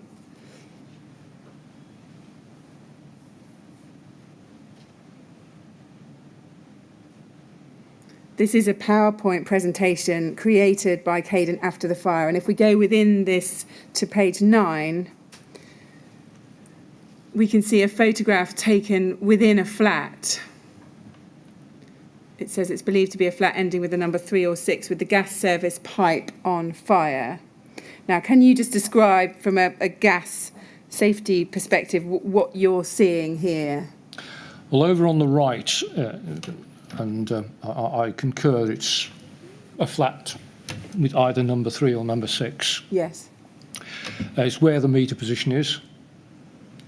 And so that means it's a meter position in the kitchen because it hadn't had its meter moved by the front door, just to be clear. Yeah? Yes. It's one of the original meter positions in a flat ending with 3 or 6. And effectively, gas is coming out of where that meter is and is just generally burned. The air for combustion is from the outside. There's no entrainment of primary air. Yes. And so you've got a nice yellowy flame. Yes. And we're not seeing, just for the benefit of the transcript, we're not seeing any kind of blue flame here, are we? No, we're not. No. Yeah. And can we also go, and another trigger warning for this image as well, to another image, this time of the tower on the evening of the 14th of June. So if anyone doesn't want to see, they should look away now. If we can go to page 5 of this presentation. This shows the tower on the evening of the 14th of June. And you've looked at a number of different images like this, is that correct? Yes. And is it your professional opinion that the fires we see inside the flats are likely to be gas fires burning? There could be gas involved with those fires at that time. And is it also your opinion that the most likely cause of the fires burning by this point, if it was a gas fire, would be at the open ends of the gas meters within the flats? Gas meters or where you've got cooker connections, if the gas meter was still intact. Yes. But the cooker connections, quite a lot of those were burnt out. Yes. I think they're listed in the report. Yes. And can you just, there's a phrase that you use a number of times in your report, which is an open end. Can you just explain what an open end means in the gas industry? You've got a pipe, it's not capped, so you've literally got a full bore discharge point for the at the end of the pipe. Yes. And is it safer to leave these fires to continue to burn out until the gas is shut off? Or is it safer to attempt to put them out before the gas is... It's generally safer to let them burn until you can turn off the gas supply. Yes. The reason for that is that if you attempt to put out the gas fire at the point, you've still then got unburnt gas getting into the atmosphere and around the building. And if you've got other fires around, that could ignite and you could have an explosion. Yes. So I think what you're saying is by a long way, it's safer to just let those burn until you can cut the gas supply to the whole building. Yes. Yes. And certainly in the witness statements from the fire brigade personnel, they were taking that view as well. Yes. Now, I want to look now at some of the components of a consumer meter installation to understand the different parts of the gas meter, because this will become relevant to some of your recommendations. If we go within your first report, RHX 6012, to page 27, if we could zoom in to the picture at the top.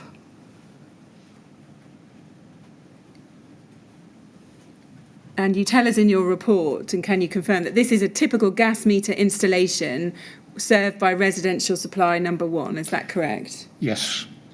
And you've labelled a number of its component parts. If we start on the left, you've labelled the ECV, is that the emergency control valve? Yes.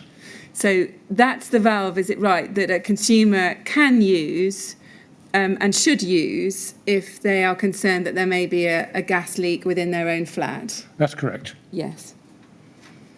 And you say in your first report that you saw some of these that were either partly or fully open. Do you mean by that the ECV hasn't been operated to close the gas supply? They appeared not to have been operated or only partially operated. Whether that had happened in the clean-up operation or on the night, I don't know. You can't tell. Yes, tell. I understand. Could gas have been escaping and burning from those at any point during the fire? Only if the meter regulator had melted. Right. Yes, I see. Now, that's the next component. Moving on to the right, we can see marked up it's the grey kind of disc is the meter regulator next to it. Yeah. And can you just tell us, what does a regulator do? It's very obvious from its name, but just confirm that. It regulates the pressure going into the gas meter. Yes. The pressure in the in cadence main could be anything up to 75 millibar, in theory. Likely to have been in the upper 20s. Yes. That regulator will regulate the pressure down to 21 millibar with degree of accuracy. So you have a constant pressure going through the gas meter when it's registering the gas. Yes, thank you. And you tell us that on your visits to the tower, you saw instances where the meter regulators had failed in the fire. Is that correct? That's correct. And in your view, could gas then have escaped and burned from those? Yes. Yes. Now, they aren't marked in this image, but is it right that we can also see in this photograph something called pliable connectors? That's correct, yes. Can you just explain where we see those and what they are? Well, normally they would be between the ECV and the meter regulator. Yes. There is a photograph in the report that actually shows that. I see. We'll find that. And can you just explain what those pliable connectors do? Do they just connect those two components? Effectively, yes. They are a piece of a flexible or pliable piece of pipe to enable, give some latitude for the fitting of the meter. I see. In relation to the pipe and the wall and what have you. And based on your visit to the tower, is it also your view that some of these may have failed and allowed gas to escape?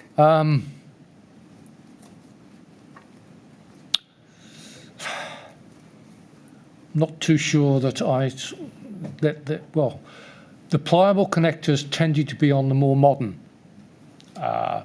meters, and there certainly were some still in existence. Right, yeah. So they were less likely to have failed. I don't recall seeing any that I would say, that's failed. Yes. Now, just focusing on meter regulators again, you discuss in your report the fire resistance of the different components of this meter arrangement, and you identify a potential problem, which, as we understand it, is this. Is this right, that the meter itself has to be fire resistant to 30 minutes? Correct. The pliable connectors also have to be of 30 minutes fire resistance. Is that correct? I believe so. But is this right, that as far as you understand it, the meter regulators do not have to meet any fire resistance standards? That is correct, yes. And in your opinion, does that create a potential weakness in the meter installation in the event that a fire does occur? It is. Yes. And is it right that none of the regulations or indeed any guidance documents, including approved document B on fire safety, mention the fire resistance of the regulators themselves? That is correct.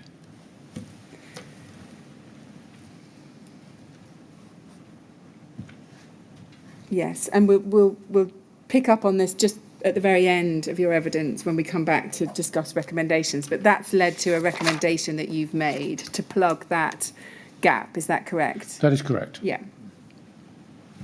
Now, on your inspection at the tower, did you see any gas meters that had been entirely burned out entirely? I saw some very badly damaged ones, and there's a photograph in the report which shows that. Yes. A number of gas meters had been removed, and one can only assume that that was because they had been entirely destroyed. Yes. So, and is it right that sometimes it's not possible for you to tell if a meter's been removed, when that was removed, and Yes. obviously then you don't know how damaged it was beforehand? Yes. Now, ruptured riser now, if we look at your first report at page 110, there are two pictures here, figures 60 and 61, that you took of a riser that had ruptured in flat 115. That's one of the flat fives on floor 14, is that correct? That is correct. Now, just looking at these pictures, and we see a much more detailed image in the bottom, can you just explain to us exactly where this pipe has split in terms of the structure of the pipe? It looks as if it's split on the threads at the junction where the pipe enters the socket of the T. Yes. You can also see on the bottom photograph a split on the thread that had been exposed, that hadn't got into the T. Yes. There, yes. Yes. And were you able to form a view about what might have caused the rupture in this riser? It's my belief, and his belief, that you had got building movement because of the fire. Yes. And because the riser was embedded in the concrete of the floors of each floor and ceiling, then with the building movement there would have been stresses put onto the pipe, and I believe that was a weak point there, possibly because of corrosion. You can see possibly some evidence of it, and it snapped. Yeah. Yes, thank you. But it's not possible to tell, is it, exactly when that would have occurred? No. Or what the... Well, Not yes. exactly. No. And you mentioned corrosion there, because I think what you're saying is this was a pipe that would appear to have already been corroded to some extent. Is that Yes. correct? And this, just to be clear, this is in flat 115.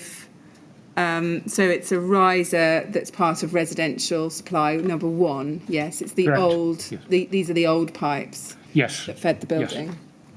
Now, just a few questions, more detailed questions about corrosion. Again, it sounds like an obvious question, but can you just explain to a gas engineer what you mean by corrosion when you talk about it?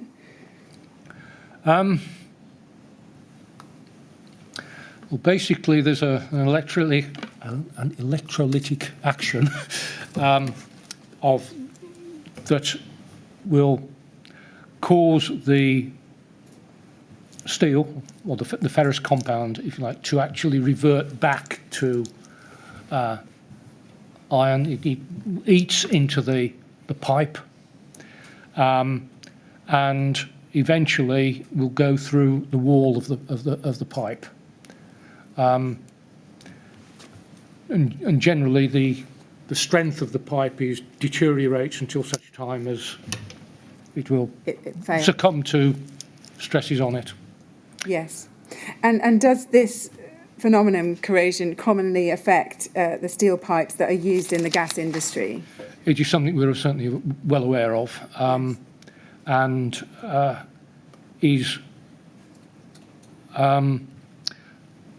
it takes a long time for corrosion to get to a point where it becomes dangerous. Yes. And certainly, if you spot it early enough, you can rub down get rid of the corrosion deposits, etc., paint the pipe with appropriate paint, so as to actually put a protection on the pipe to stop Yes. further corrosion. Yes. And is it right that corrosion can be accelerated by a number of other factors? For example, if water were to drip onto the pipe, Yes.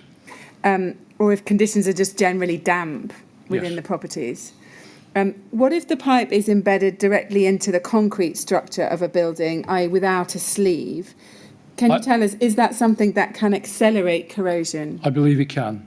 Yes. What's your understanding? I believe in the Sorry. concrete industry, particularly where there's reinforced concrete, they talk about rebar corrosion as a phenomenon they have to consider. And the same effect on unprotected steel pipe encased in concrete. You can get what is almost a chemical reaction on the steel. Yes, I understand. And we can see that steel pipes are often screwed together, meaning they've got the threads around some of the ends. What effect can exposed threads have in terms of corrosion? It can be a point of weakness, because quite often, if you've got a pipe that has been painted with such that the paint will protect the pipe from corrosion, where you cut a thread, you actually also cut away that paint, that protection. And so unless you paint the threads which have been exposed, then you have a point that corrosion can concentrate on. Yes. Where you've already cut into the pipe to start with, Yes. because of the thread. Now, in your report, you identify some regulations that are relevant to the protection of pipes from corrosion. And you tell us in your first report that Regulation 8 of the London Gas Undertakings Act, as amended in 1954, and Regulation 8 of the Gas Safety Regulations 1972, both say that the pipe material must be resistant to corrosion. Is that correct? Yes. And how would you have expected pipes to have been protected from corrosion at the time Grenfell Tower was first built? Certainly, if it had been, the minimum would have been painting with bituminous paint. That's the minimum. Depends what the old North Thames Gas Board practice was at the time. Yes. There was certainly in the early 70s, In the 60s, certainly, you had a bituminous wrap pipe, which was used. That was superseded, certainly by 1971, with a plastic covered covering. Yes. And there's a photograph in the report that shows the service in my house, or my garage, I should say, which with that yellow plastic covering, because that was laid 1971. And that gives the corrosion protection to that pipe. Right. And can you tell us, based on your inspections of the tower, what you observed about the corrosion protection of the pipes for residential supply 1? Didn't see any. None at all? None at all. Including painting of the pipes? Did you see any evidence of that?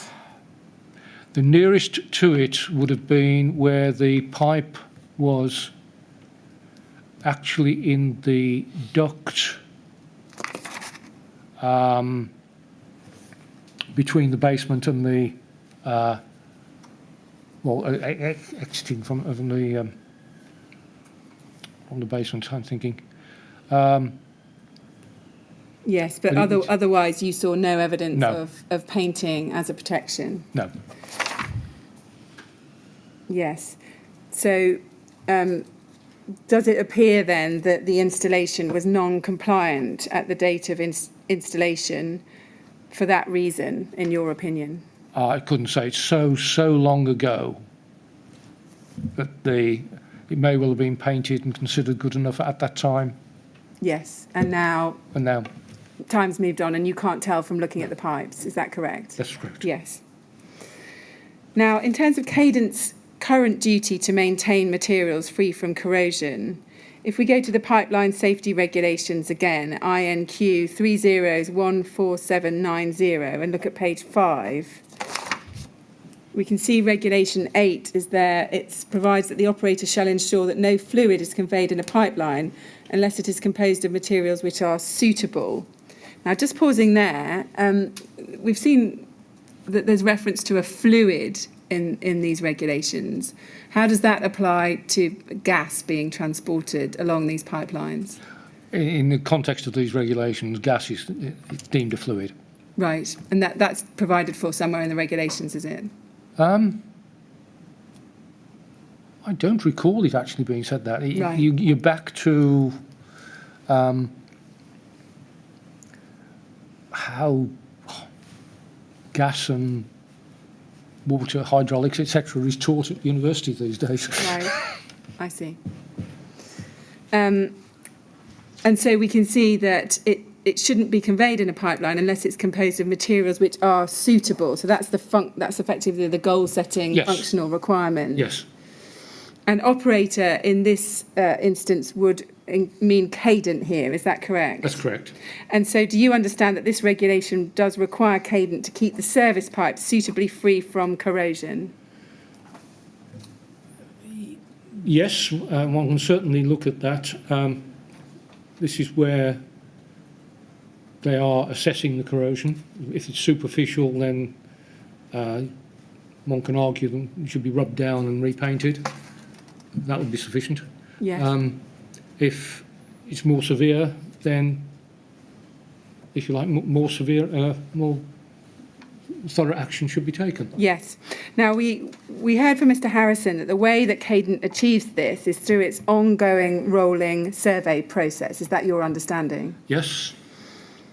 And is that how the industry more generally tries to keep on top of the problem of corrosion of gas service pipes? My understanding that it does, yes. Yes. Yeah. And as I think you've mentioned, you can classify corrosion in different ways. Is it right that it can be classified as superficial, moderate, severe, or extreme? Yes, Is that correct? there are a number of different ways of doing it, and a number of different treatises that are published. Yes. To be fair to Cadent and their predecessors, they were looking at a simple grading system, and as to what a normal operative would look at a pipe and say, oh, that's only superficial, or Yes. that's something we need to Yes. do something about. And helpfully in your report, you've given us some examples of different types of corrosion as it might fall into these definitions. So if we go back to your first report, RHX 6012, and look at page 127, figure 70A there, you've got a riser in a service cupboard, and you've said it shows superficial corrosion. Is that correct? Yes. So it's a kind of thin film of what looks kind of rusty. Yes. Is that fair? That's fair. Yeah. And then if we go to page 115 within the report, figure 66, we can see what you've called more moderate stroke severe corrosion. That's from flat 105. Do you see that? Yes. And that's the classification that the Cadent surveyor put on it. Yes. So that's not your label, that was his? Yes. Yes, during their survey process. Yes. So that was during the LC21 survey, is that correct? That's correct. Yes. And then if we go over the page to page 116, figure 67, we can see this is the water tank in flat 105 with corrosion on the bottom third of the riser. Would you describe that as moderate or severe? I would say that's probably moderate. Right, thank you. Could be worse. Yes. Now, we've heard from Mr. Harrison that in the normal course of events, Cadent would have done a further corrosion survey after their LC21 survey that they did on the 30th of September 2016. And that was because some severe corrosion was detected at that time. Is that correct? Yes. Yeah. And you were asked about that survey process in a supplementary instruction, which you've dealt with in your first report. We know from Mr. Harrison that Cadent had a policy at the time called the LC21 management procedure. And by that, surveys were to be done at intervals of either 1 year, 5 years, or 10 years, depending on the risk scores of a building. Is that your understanding? That's my understanding, yes. And in some circumstances, that would trigger this separate process for conducting a specialised survey for corrosion called the LC33 management procedure. Yes. Again, that's your understanding, yes? That's my understanding. Yeah. And is it right that had that LC33 corrosion survey been carried out, the idea was that Cadent would have then remedied any corrosion they found as part of that process? If they could have, yes. Yes. Otherwise, they would have certainly made situation safe. Right. Now, in your experience, would a reasonably competent gas transporter typically wait until after the specialised corrosion survey to be done before taking any remedial steps?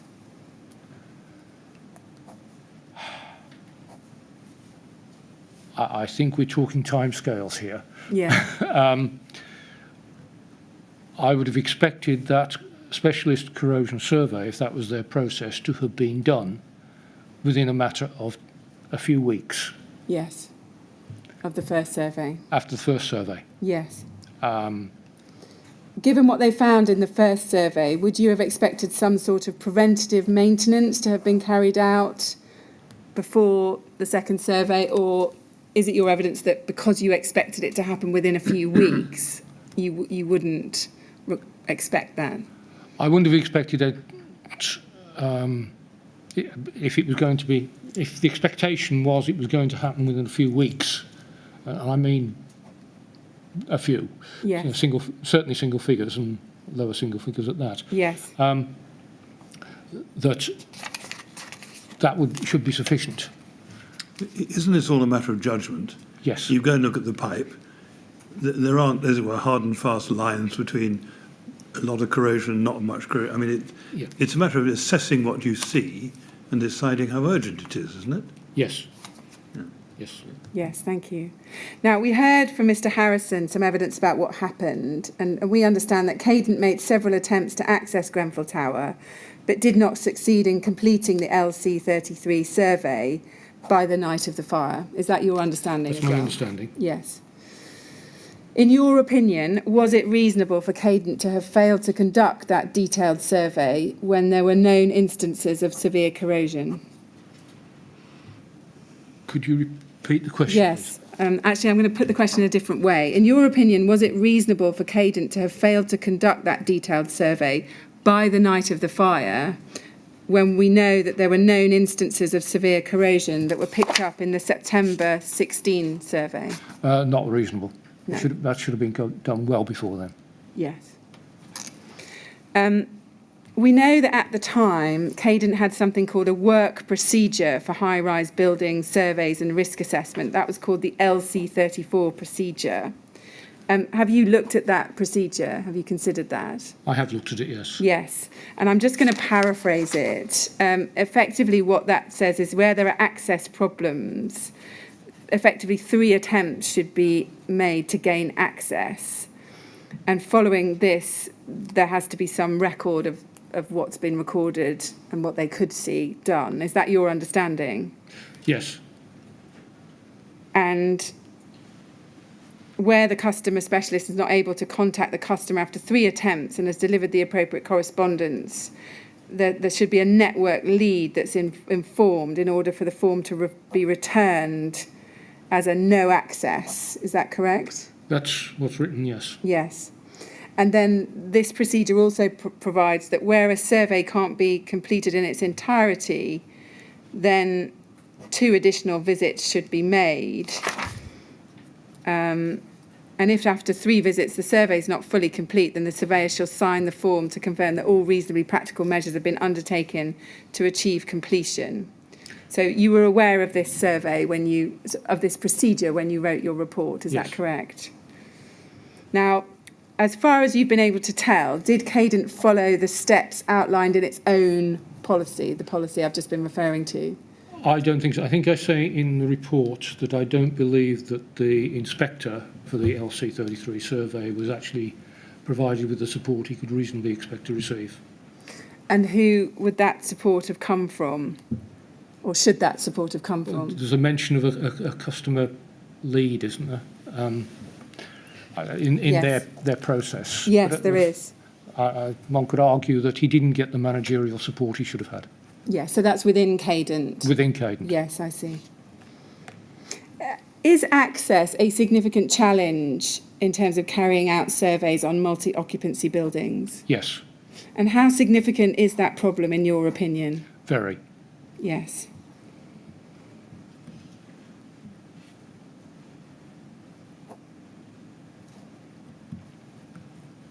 And we know that the LC21 survey was completed on 1st of October 2016 and the fire was on the 14th of June 2017. So those actions were outstanding for 8.5 months. Yes. Is that correct? Yeah. Which you've just said is unacceptable in your view. In my view. Yeah. Now, we know that the entire service, Residential Supply 1, was expected to be replaced in due course by bolting it on to Residential Supply 2. That's correct, isn't it? That was the Yes, intention. would appear to have been the intention. Was the fact that it was eventually going to be replaced in any event a reason not to deal with the corrosion problems before the fire? I don't think that's a question I can truthfully answer. Right. Certainly, where severe corrosion had been identified by the first surveyor, then it ought to have been assessed properly by the specialist in that field. Yes. But having said that, that's not an excuse to or saying, "Oh, we'll replace this sometime." Is not an excuse not to have done that. No, thank you. In your experience, were these sorts of delays in preventative maintenance about corrosion common in the gas industry in 2016, 2017? I rather suspect that they were.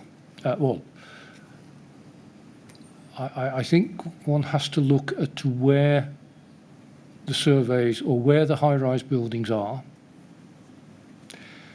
and where in the locations where the high-rise buildings are, has the corresponding gas transporter got the resources Yes. available to deal with that cluster? Where you've got the gas transporter in a, shall I say, a more rural area, where you're talking about a small number of high-rise buildings, far easier to manage than where you've got lots. Yes, I understand. Yes, thank you. Now, another feature that you've noticed, and we've referred to this, is that there were no sleeves around the gas pipes for residential supply 1 when they pass through solid walls and floors. Yes. Does that mean that it should have been noticed by Cadent that there was a particular risk of corrosion in this building because of the lack of sleeving? They did note on that report, CAD 31, that there were no sleeves. That was reported. So that would have been, or should have been, something that was factored into their risk scoring. Yes. Now, just some questions about provisions for thermal expansion for a moment. Just thinking back to that ruptured pipe, you note in your report that the ruptured pipe would have been subject to prolonged and extreme heat during the fire. And that might have caused, you say that might have caused thermal expansion and contraction as temperature changes. Yes. During a fire event. What sort of features can be incorporated into gas riser designs to allow for thermal expansion and contraction? You can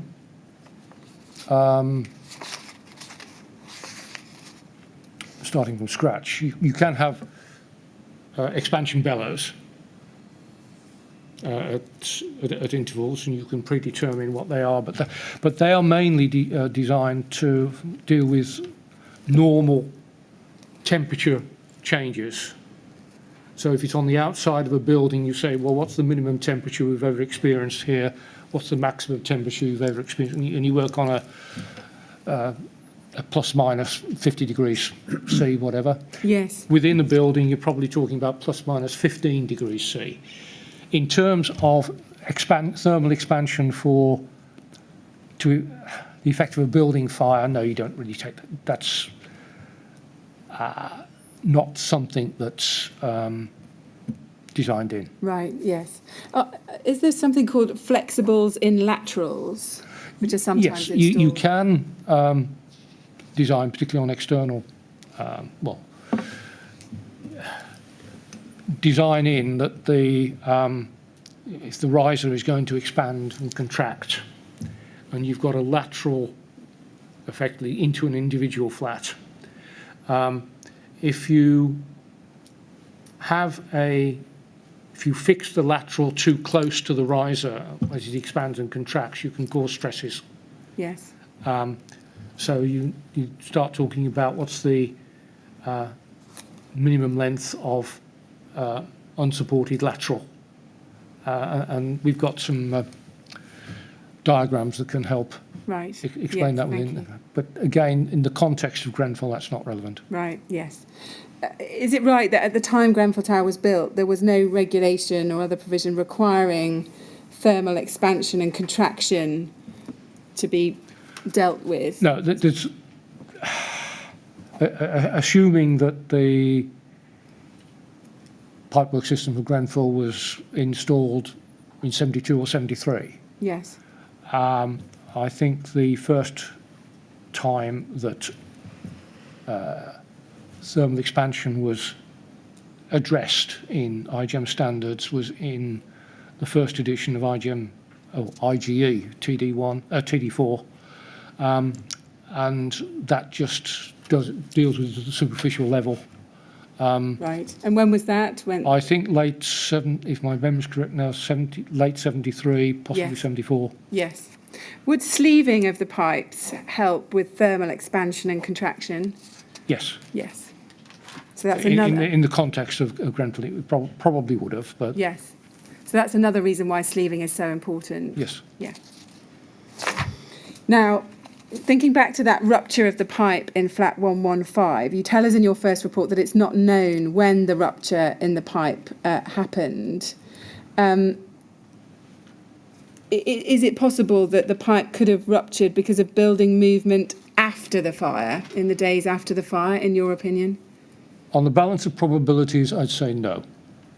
In my view, given that firstly at 15:30 hours, the tactical command meeting reported that the fires that were remaining at that point in time were mainly gas-fed fires. Secondly, you've got a photograph in the report which is marked up with the flat numbers. Yes, let's go to that now. I'll take you to that right now. So again, but before I do, I'm going to give another trigger warning that I'm going to go over to a photograph of the tower on fire that night. So if anyone would prefer not to look at that, they should look away now or leave the room. So it's in your first report, RHX 6012 at page 111. And it's figure 62. Yes, if we could just expand that. Now, we can see here's a photograph of the tower during the daytime on the 14th of June. And as you say, you've marked up the flat numbers against the tower. And we can see at flat 115. Can you explain what you're seeing at flat 115? Well, basically, I believe this photograph is taken after the tower is almost effectively burnt out, so it corresponds with what the tactical command meeting was talking about in the afternoon of the 14th. And so this is taken, this is from a Cadent exhibit, and they have put the flat numbers on the this photograph. You can see at 115, you've actually got a fire raging, quite a significant one compared with all the other fires which are still alight in the tower. And I look at that photograph and I say that the balance of probabilities is that the sheer amount of gas that you would get out of the open end at that rupture is fueling that fire in 115. Yes. I'll say on the balance of probabilities. Yes. And just to be clear, you've said in your report that you think it's possible that fires were burning at the meter locations in the flats until the point when the gas was isolated that evening. Is that right? Yes. But just to be clear, you're saying that you think that would have happened during the daytime of the 14th, yes? Not earlier when... The first valid reports of gas fires in the building from the fire brigade was late morning. Yes, thank you. And is it also your view, just to be clear, that that ruptured riser burning in flat 115 may have been burning right up until the time when the gas supply was cut? Yes. It was around 11:30 at night on the 14th, is that correct? Yes. Now... Sorry, and flat 115 was the location of the fracture we were looking at, is that right? Yes. Where the rupture was looking at, yes. Okay, yes. Thank you. Now, if we go to page 108 of your report now, in this report, you record some of your analysis of what you saw in terms of the state of the meters and the regulators in this table. And you explain in the paragraphs above this table that this is a record of the 26 installations where the ECV was either fully or partially in the on position, thereby presenting potentially an open end through which gas could have fed the fire. Is that correct? That's correct, yes. This is as recorded by Corgi in their report. Yes, I was just about to say that was from Corgi's Technical Services report for the Metropolitan Police. And in Table 4, you've listed those flats with the potential open ends by floor level and by their flat number, ending in 1 to 6. So it's a floor, so for the top one, it's floor 5, and it's the flat that ended in a 6, yes? Yes. Flat 6. And in the third and to seventh columns, you've set out where you observed a metre that had been damaged, and you've set out where you saw metres removed. Yep. And just to be clear, you've said it's possible that there might have been more open ends at metres than are shown in this table, but we won't know that because some of the metres may have been removed. Yes. And in this table, you've marked some numbers in red. And is it right that these are the flats in which Dr. Lane noted had their front doors missing, their flat doors missing? That's Is correct. that correct? Yes. And you discuss the significance of this in your report. If we go to page 118, paragraph 258, you say this. You say, I noted in table 4 above that 23 of the 26 dwellings in which there were potential open ends had missing entrance doors. The entrance door to flat 115, which contained the ruptured riser, was one of those that were missing.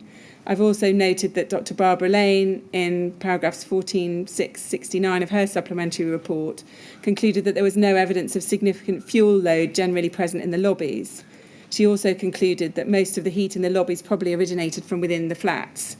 Consequently, I believe it's possible that flames from the burning gas in some of the dwellings may have travelled as far as the front doors and into the lobbies when gas was fuelling the fire from late morning on the 14th of June 2017. And just to be clear, you're not an expert in fire dynamics, are you? That's correct. But No, I'm all not. you're doing is correlating where there were these open ends or a ruptured riser and where there were missing flat doors. Yes. It's Now, we know that some of the meters were moved to quite close to the front doors. We'll come back to that. That was a part of the riser replacement.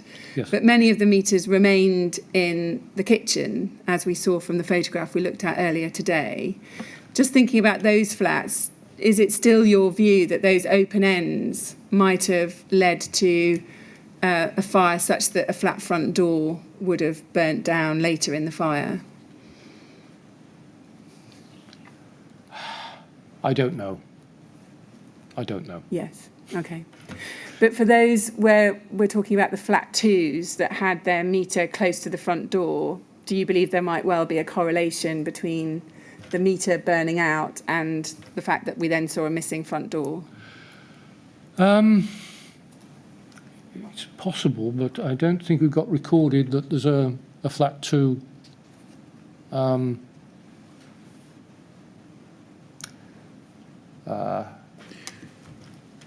burnt out. It might have been 1 or 2 of them, or at least 1 or 2 where the meters have been removed. I see. I'd say I sense this is a question that has to be determined by reference to a body of evidence and Yes. not really a specialist gas engineering point, is it? Yes, and it's. Yeah, I think obviously we need to pull together what Dr. Lane has said and the others. Yes. You were just trying to piece together the evidence you'd got from Yes. the gas side and put it together with what she'd got, but you can't draw any firm conclusions, can you, from No. that? No. Let's move on then. I want to talk now about the design non-compliances of residential supply number 1, just briefly first. You give your views on some features of this residential supply 1 that might have been non-compliant with the regulations and standards of the time. Yep. We've talked earlier about ventilation. You've identified at least 2 places where you consider that the residential supply 1 was deficient in terms of ventilation. And you've said in your report that the risers went through the flats from kitchen to kitchen. Is that correct? Yes. And they came into the flats and they were accessed through the kitchen cupboards. Is that right? For residential Yes, supply there's 1. access through cupboards, yes. Yes. And you've said that at best these were poorly ventilated. Yes. If you, certainly that is also the view of the people who did the LC21 survey. Yes. They did note that. So Would it have been possible to have the riser going up through those kitchens but still have achieved good ventilation, in your opinion? If the ventilators had been in the door, but it's normal. If you like, from that time, it was normal practice just to regard an ordinary cupboard door or the gaps around an ordinary cupboard door as being sufficient, providing sufficient ventilation. But yes, but I think, as we discussed earlier, once the 1972 regulations came into force and were being applied, yes, there were more onerous ventilation requirements that this certainly wouldn't satisfy. no. Yes. And are there still buildings in this country built like Grenfell with pipes fixed rigidly into the concrete, I believe so. with unsleeved pipes I believe so. and with poor ventilation? I believe so. Yeah. And is it right that What is the basis for your belief? Sheer age of building stock, particularly of high-rise blocks. There were a lot. I'm sure your colleagues will know more about when high-rise blocks were built in this country. I'm certainly aware, from the one I was brought up in, of blocks, high-rise blocks being built in the middle of the 50s.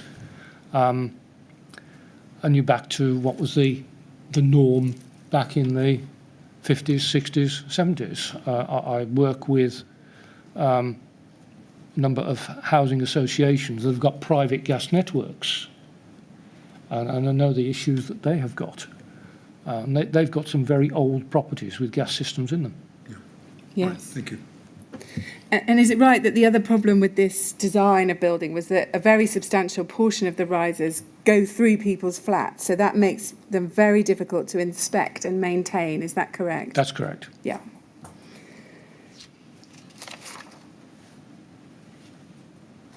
Now,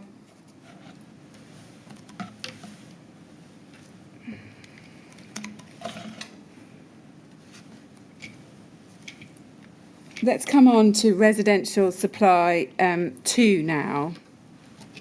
We heard from Mr. Harrison and Mr. Dolan about the decisions to replace residential supply 1 with a new riser, which went through the stairs. And we know that Trio created an initial design, replacement design 1, and that design then changed in March 2017 once it had been discovered that flange joints had been installed rather than screwed or welded joints. Is that your understanding? That's my understanding, yes. Yeah. Now, because the design and construction of the gas riser for residential supply 2 was quite recent, that was governed by these more recent regulations and standards. Is that correct? That's correct. Now, just to be absolutely clear, in your inspections of the tower, did you see any evidence that the fire itself had affected the new riser in the sense of having breached the new riser? I saw no evidence of breaching on the new riser. And you inspected it completely from top to bottom? Top to bottom visual inspection, yes. Yes. So there was no leaking of gas from that pipe? No evidence of leaking from gas from that pipe. Yes, thank you. Now, I want to discuss with you the options that they had for the route of this replacement riser. Now, is it right that IGEM currently recommends that gas risers to multi-occupancy buildings are positioned, if possible, on the outside, the exterior of the building? That is correct. That's the preferred option. And with primary meters being installed immediately on the inside of the external wall from that external pipe, is that correct? That's correct. Now, at Grenfell Tower, can we agree that would have meant that there were a number of pipelines going up outside the cladding, piercing the insulation and going into people's homes where their consumer meter would have been relocated? Is that how it, in theory, could have worked? That's in theory how it could have worked, yes. Now, we've understood that putting the riser on the outside of the building was discounted primarily because of the cladding, because it would have affected and invalidated any warranties on the cladding, but it would have also affected the aesthetics of the exterior. In your view, was that a reasonable decision to discount putting the riser on the exterior of the building? Well, basically, if the building owner says no, then that is not an option. Right. So, For whatever reason, the building owner says no. yes, I see. Yes, thank you. In your view, would it have been reasonable to try to put the riser up through the existing route? So we know it was the route serving the flat twos. Would it have been reasonable to try and effectively repair that riser or replace it in its original location? I don't believe that that would have been sensible or possible. The first thing is that we are talking about a cupboard, which, if my memory is correct, has got a water tank in it. So would have to get the pipe into that space in exactly the same position for every flat, from the fourth floor to the 23rd. You'd have had to have drilled through the floor, the ceiling, exactly the same position. You'd have had to have jointed the pipe, fixed it to the wall, installed it. So if you were going to weld within somebody's property, you've got a fire risk, you've got fumes risk from welding, you've got positioning. I don't believe there would have been room to actually fit the pipe in that compartment, in that space. So in your view, that was simply not a practical or viable? I don't believe it was. No. What about putting the new gas riser through the utility shaft that we saw opposite the lift in each lobby? Whether you inspected to the left of the stair door, there was a cupboard that you could open, or shaft that you could open, which had a number of utilities running up it. In your opinion, was it an option to put the gas riser through that existing shaft? I don't believe so, because the shaft, well, it's not really a shaft, there were rooms, in the sense that you've got a roof ceiling. Yes. And so it was a compartment. I see, yes.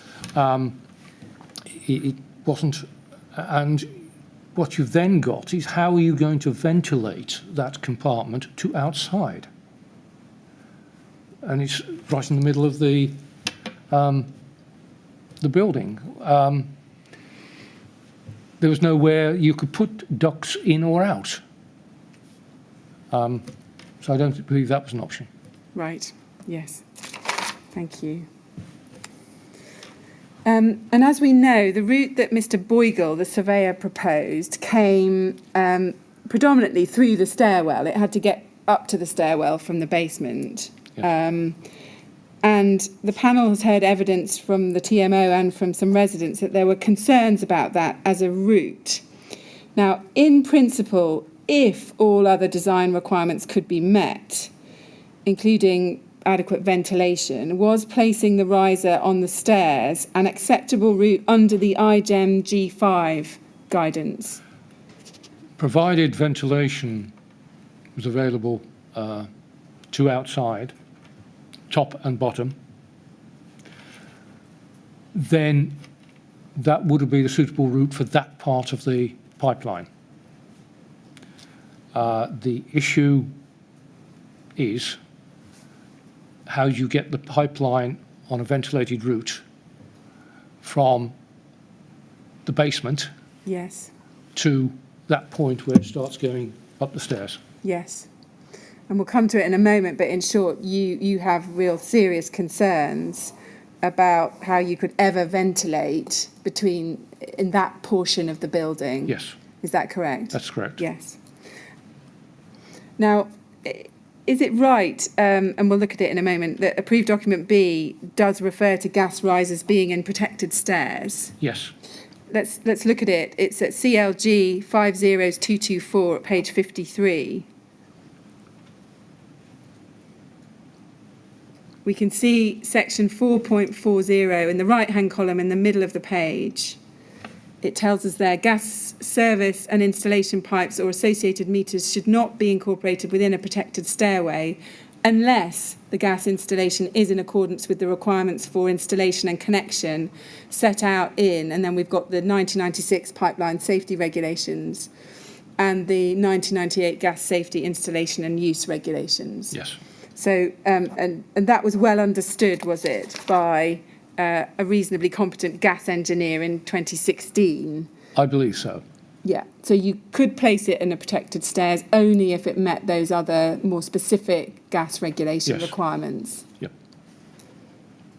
Now, I just want to explore what happens though if it's a firefighting stair. If we look within approved document B at page 116, this is within the B5 functional requirement part of approved document B. So it's about access and facilities for the firefighters. And here we have diagram 52, which gives components of a firefighting shaft. And if we look in the notes, at the bottom of the notes, item 4, we can see it says, this diagram is only to illustrate the basic components and is not meant to represent the only acceptable layout. The shaft should be constructed generally in accordance with clauses 7 and 8 of BS 5588 Part 5 2004. Do you see that? I see that. Now, and then if we go to that British standard, which is at BSI 6087,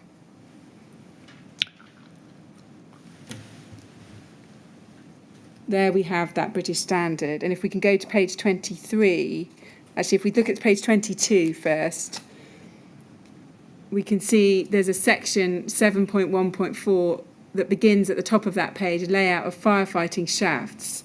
And then if we go over the page to page 23, at the top of the page, if we look third paragraph down, there's a paragraph beginning goods lifts and service lifts. And that reads, goods lifts and service lifts should not be located within firefighting shafts. Only services associated with the firefighting shaft should pass through or be contained within the firefighting shaft. A firefighting shaft should not contain any cupboards or provide access to service shafts serving the remainder of the building. Mm-hmm. Now, is it right that the practical effect of that is that if the stairwell at Grenfell Tower was a firefighting shaft, and we believe it was because it was the only shaft that the firefighters could use to access the tower, there should not have been a gas riser in it. Is that correct? It would appear to be the case. Yes. Now, in 2016, would a reasonably competent gas engineer have appreciated that there was this provision within this British standard? No. No. No. So it wasn't known within the industry that approved document B had this note referring to this British standard, which might be relevant to whether you could put a gas pipe up a firefighting stair. Is that correct? That's correct. If you do a word search on approved document B, including the version that was current at the time of 2016, you don't go anywhere near this. Yes. Not for gas or for pipes. Yes. And does it follow from that that a reasonably competent gas engineer would not have been thinking that there was a distinction to be drawn between a protected stair and what you could put up a protected stair and what you could put up a firefighting stair? I doubt if they would unless they were advised of that by the building owner. Yes.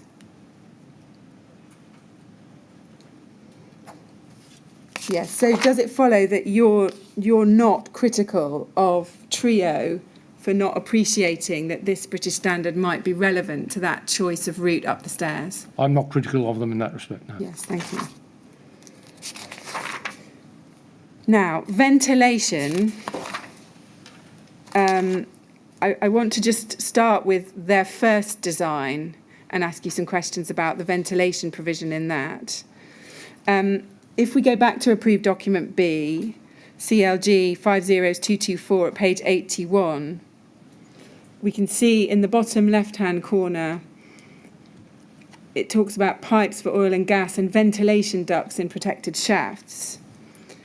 And if we look at the second paragraph under that header, at the very bottom of the page, it says any pipe carrying natural gas or LPG in such a shaft should be of screwed steel or of all welded steel construction, installed in accordance with the pipeline safety regulations and the gas safety installation and use regulations. So we can see that there. And then if we go to the top of the page in the right-hand column, there's a note. It says a pipe is not considered to be contained within a protected shaft if the pipe is completely separated from that protected shaft by fire-resisting construction. Is that correct? That's correct. Yeah.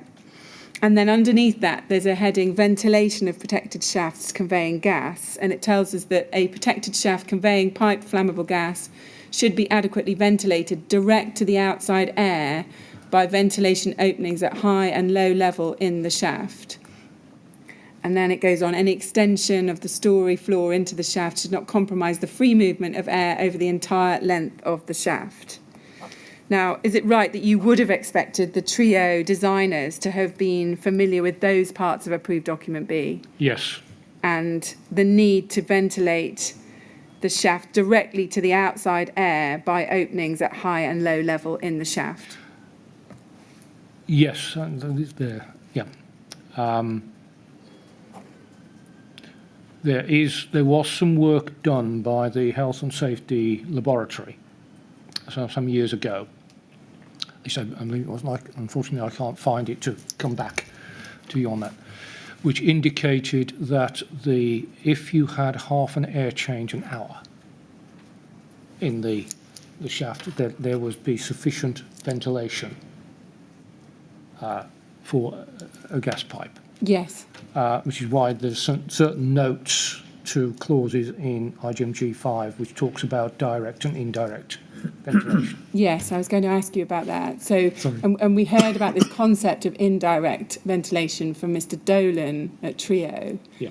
So, is it right that if the pipe is screwed or welded, that IGM 5 contemplates that you could have something that's more indirect ventilation rather than ventilation directly to the outside? If it's all welded, if we can... Yes, do you want to... I think I know which bit of IGM 5 might be relevant. If we go to RHX 705...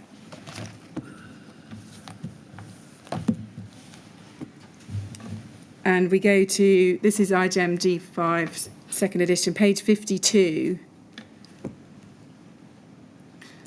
And if we look at 6.4.3 at the top, design, is it in this section that we see this concept of direct and indirect being discussed? Yes, it is. Is that correct? And do you want to just explain to us what you understand this to be saying in terms of the IGEM guidance?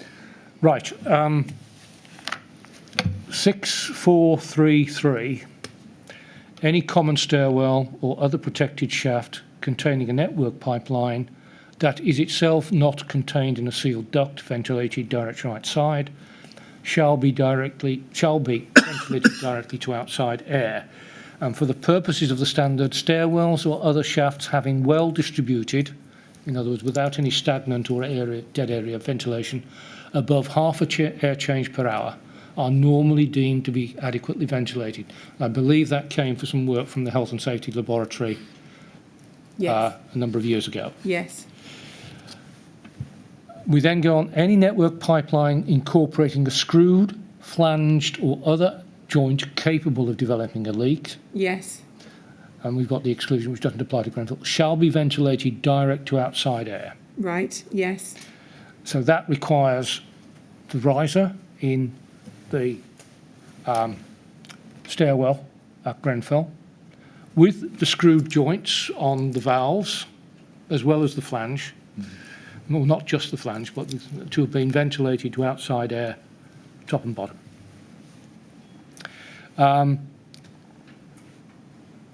We then go 6435, so if you could go up just a shade, yeah, please. If you can go down the page a little bit.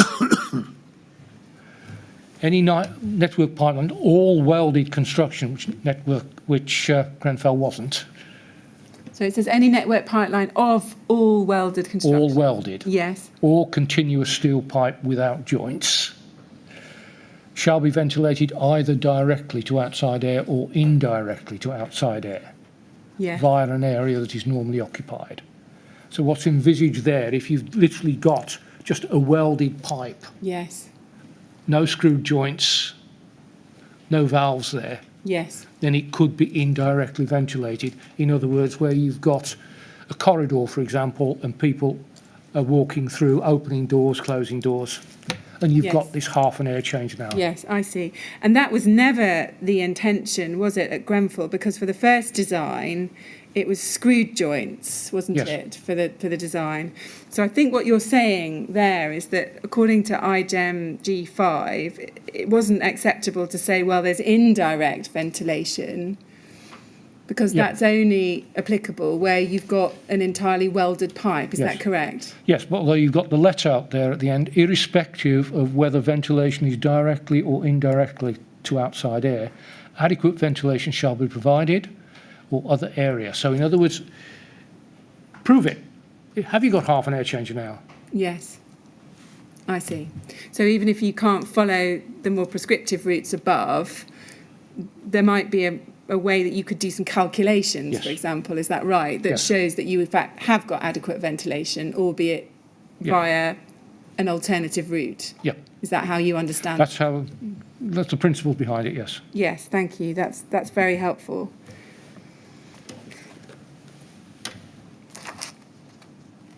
And you are critical of some aspects of Trio's design in terms of its ventilation strategy, is that correct? Yes. Mr. Chairman, I think actually that would be a good moment to break, just because I'm going to go into slightly more detail on that topic, and I Well, that might would be a rather, sensible point. Yes, thank Yes. you. I'd rather do that in one go. Well, Mr. Hancox, I think the time's come for a break for us all to get some lunch, so we'll stop there. We'll resume, please, at 2:00. And again, please don't talk to anyone about your evidence while you're out of the room. All right? Thank you very much. Thank you. Right, would you like to go with the usher then, please?